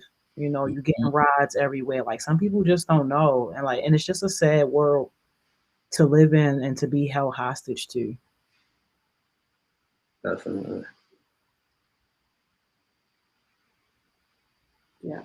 Sorry, I have a lot of thoughts going on right now. No, it's a heavy topic, and I appreciate y'all for even bringing it to the forefront, because I mean, hard stuff like this is hard to process and deal with, but it's not talked about enough, especially in our communities.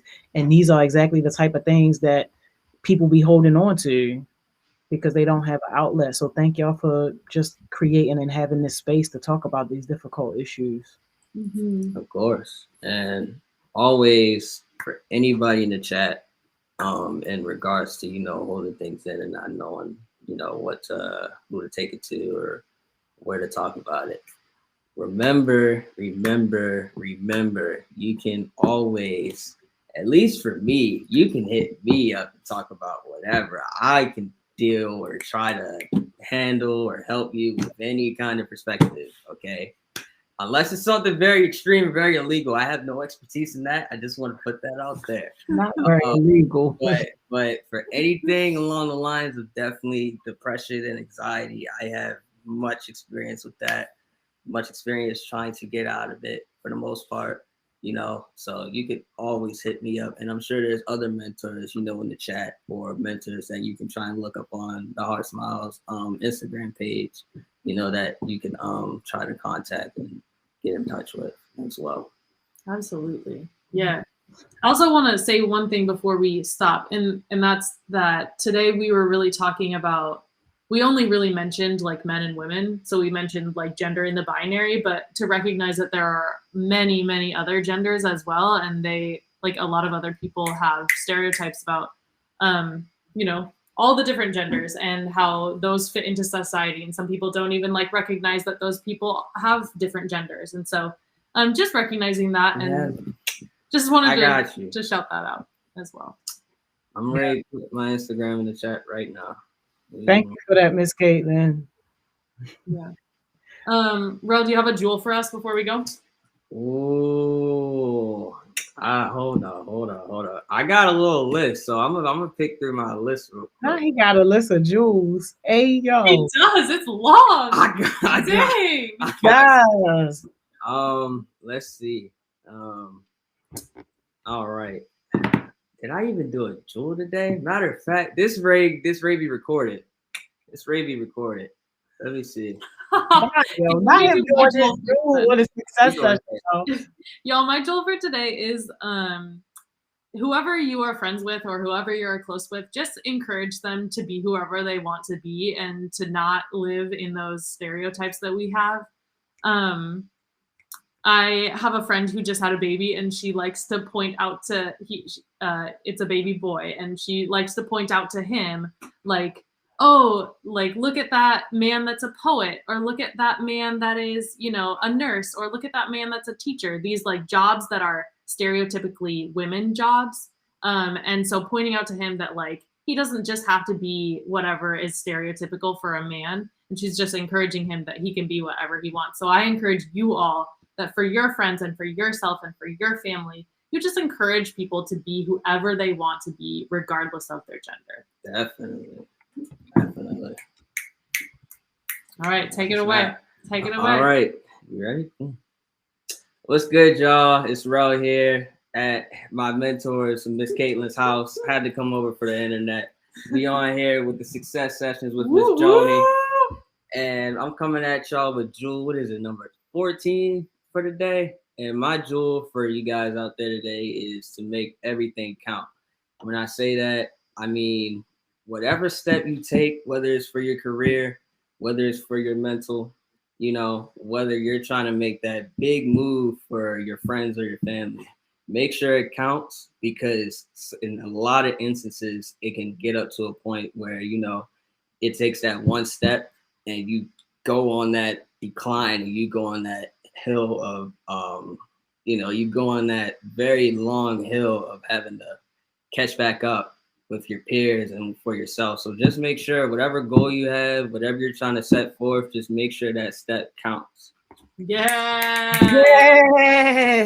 Okay. Make sure you tag me so we can repost it. Thank you all so much. Thank you. Amazing session, yo. I appreciate it. We'll see you Tuesday, Miss Caitlin. Tuesday. See y'all. Have a great weekend. I see you, Relly Row.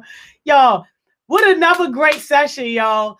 What another great day. Thank y'all for rocking with us all day. And look, I purposefully waited until the end of the day to talk about how you could potentially win the iPhone 11s. Y'all know we got 2 of them. We got the all black, we got the all white. I had to wait to the end of the day so we could get rid of all the riffraff and only talk to the people that was here to be here. Like, yo, it's a great chance to win brand new iPhones, y'all.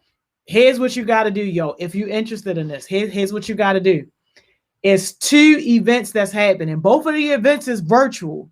So it's easy. I'm not even supposed to be giving y'all this information. Oh my gosh, yo. If they find out I'm giving y'all this information, yo, they going to cancel me because they wanted to announce it tonight on the 92Q event. But here's what you got to do, yo. It's 2 virtual sessions. The first one is tonight.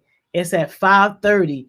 We're going to stream it live right here too because our heartbeats are a part of it, but it's also going to be streaming on the 92Q page. So you can either go to the 92Q page and watch it, or you can come here and watch it. It starts at 5:30. And they're going to be having this conversation. Of course, it's around like COVID and the vaccine and all that stuff like that. But during the conversation, we don't know when. It's just going to kind of be random. They're going to tell you what like this special word is or whatever. And you got to jot that down somewhere. Make a note in your phone, write it down, whatever. But you got to hold on to that special word. It's kind of like the code. And then tomorrow, you know, normally we do our Focus Friday session on Fridays, but one Friday out the month, normally it's the last Friday out the month. We always do our verses, our music battle, old school versus new school. Well, because we teaming up with 92Q and them for this event, we, instead of doing the last Friday, which would be next Friday, we actually doing it tomorrow. So it's our music battle instead of Focus Friday. So you're not going to see us go live on, if you used to locking in on Instagram, you ain't going to see us go live on Instagram. You got to click the link in the bio and you got to come to the webinar to join the music battle. The music battle going to be fire, y'all. It's going to be fun. But at the music battle, it's going to be another special word that's dropped, yo. You got me? So then now you're going to have 2 special words, yo. They like the secret code words. So you got both of those words, right? All right, bam. Then on Saturday, and we just got this confirmed. So we're going to have a grill or whatever, cooking the food on the grill and stuff like hamburgers, hot dogs, whatever, all that type of stuff like that. But at Mondawmin Mall, between 11 a.m. and 2 p.m., you can show up at whatever time. You come in, yo, you're going to tell them those key words. You're going to get your little ticket or whatever, and then you are automatically entered into the raffle. It's not going to be a lot of people into the raffle, yo, because a lot of people ain't going to get the words. They're going to forget the words. Some people don't even know that you got to show up to both of the virtual events. It's going to be a lot. So if you want to have fun, if you want to make some connections, if you want to do some of that networking that we've been talking about, yo, make it your business to keep up with us over the next couple of days. And if you can, come out to Mondawmin. If anybody has any transportation issues getting to Mondawmin, like, you can hit us up, let us know. We more than happy to help. Only people that's on this live right now, though. Like, don't share that information with nobody else. Yeah, only for people that's here.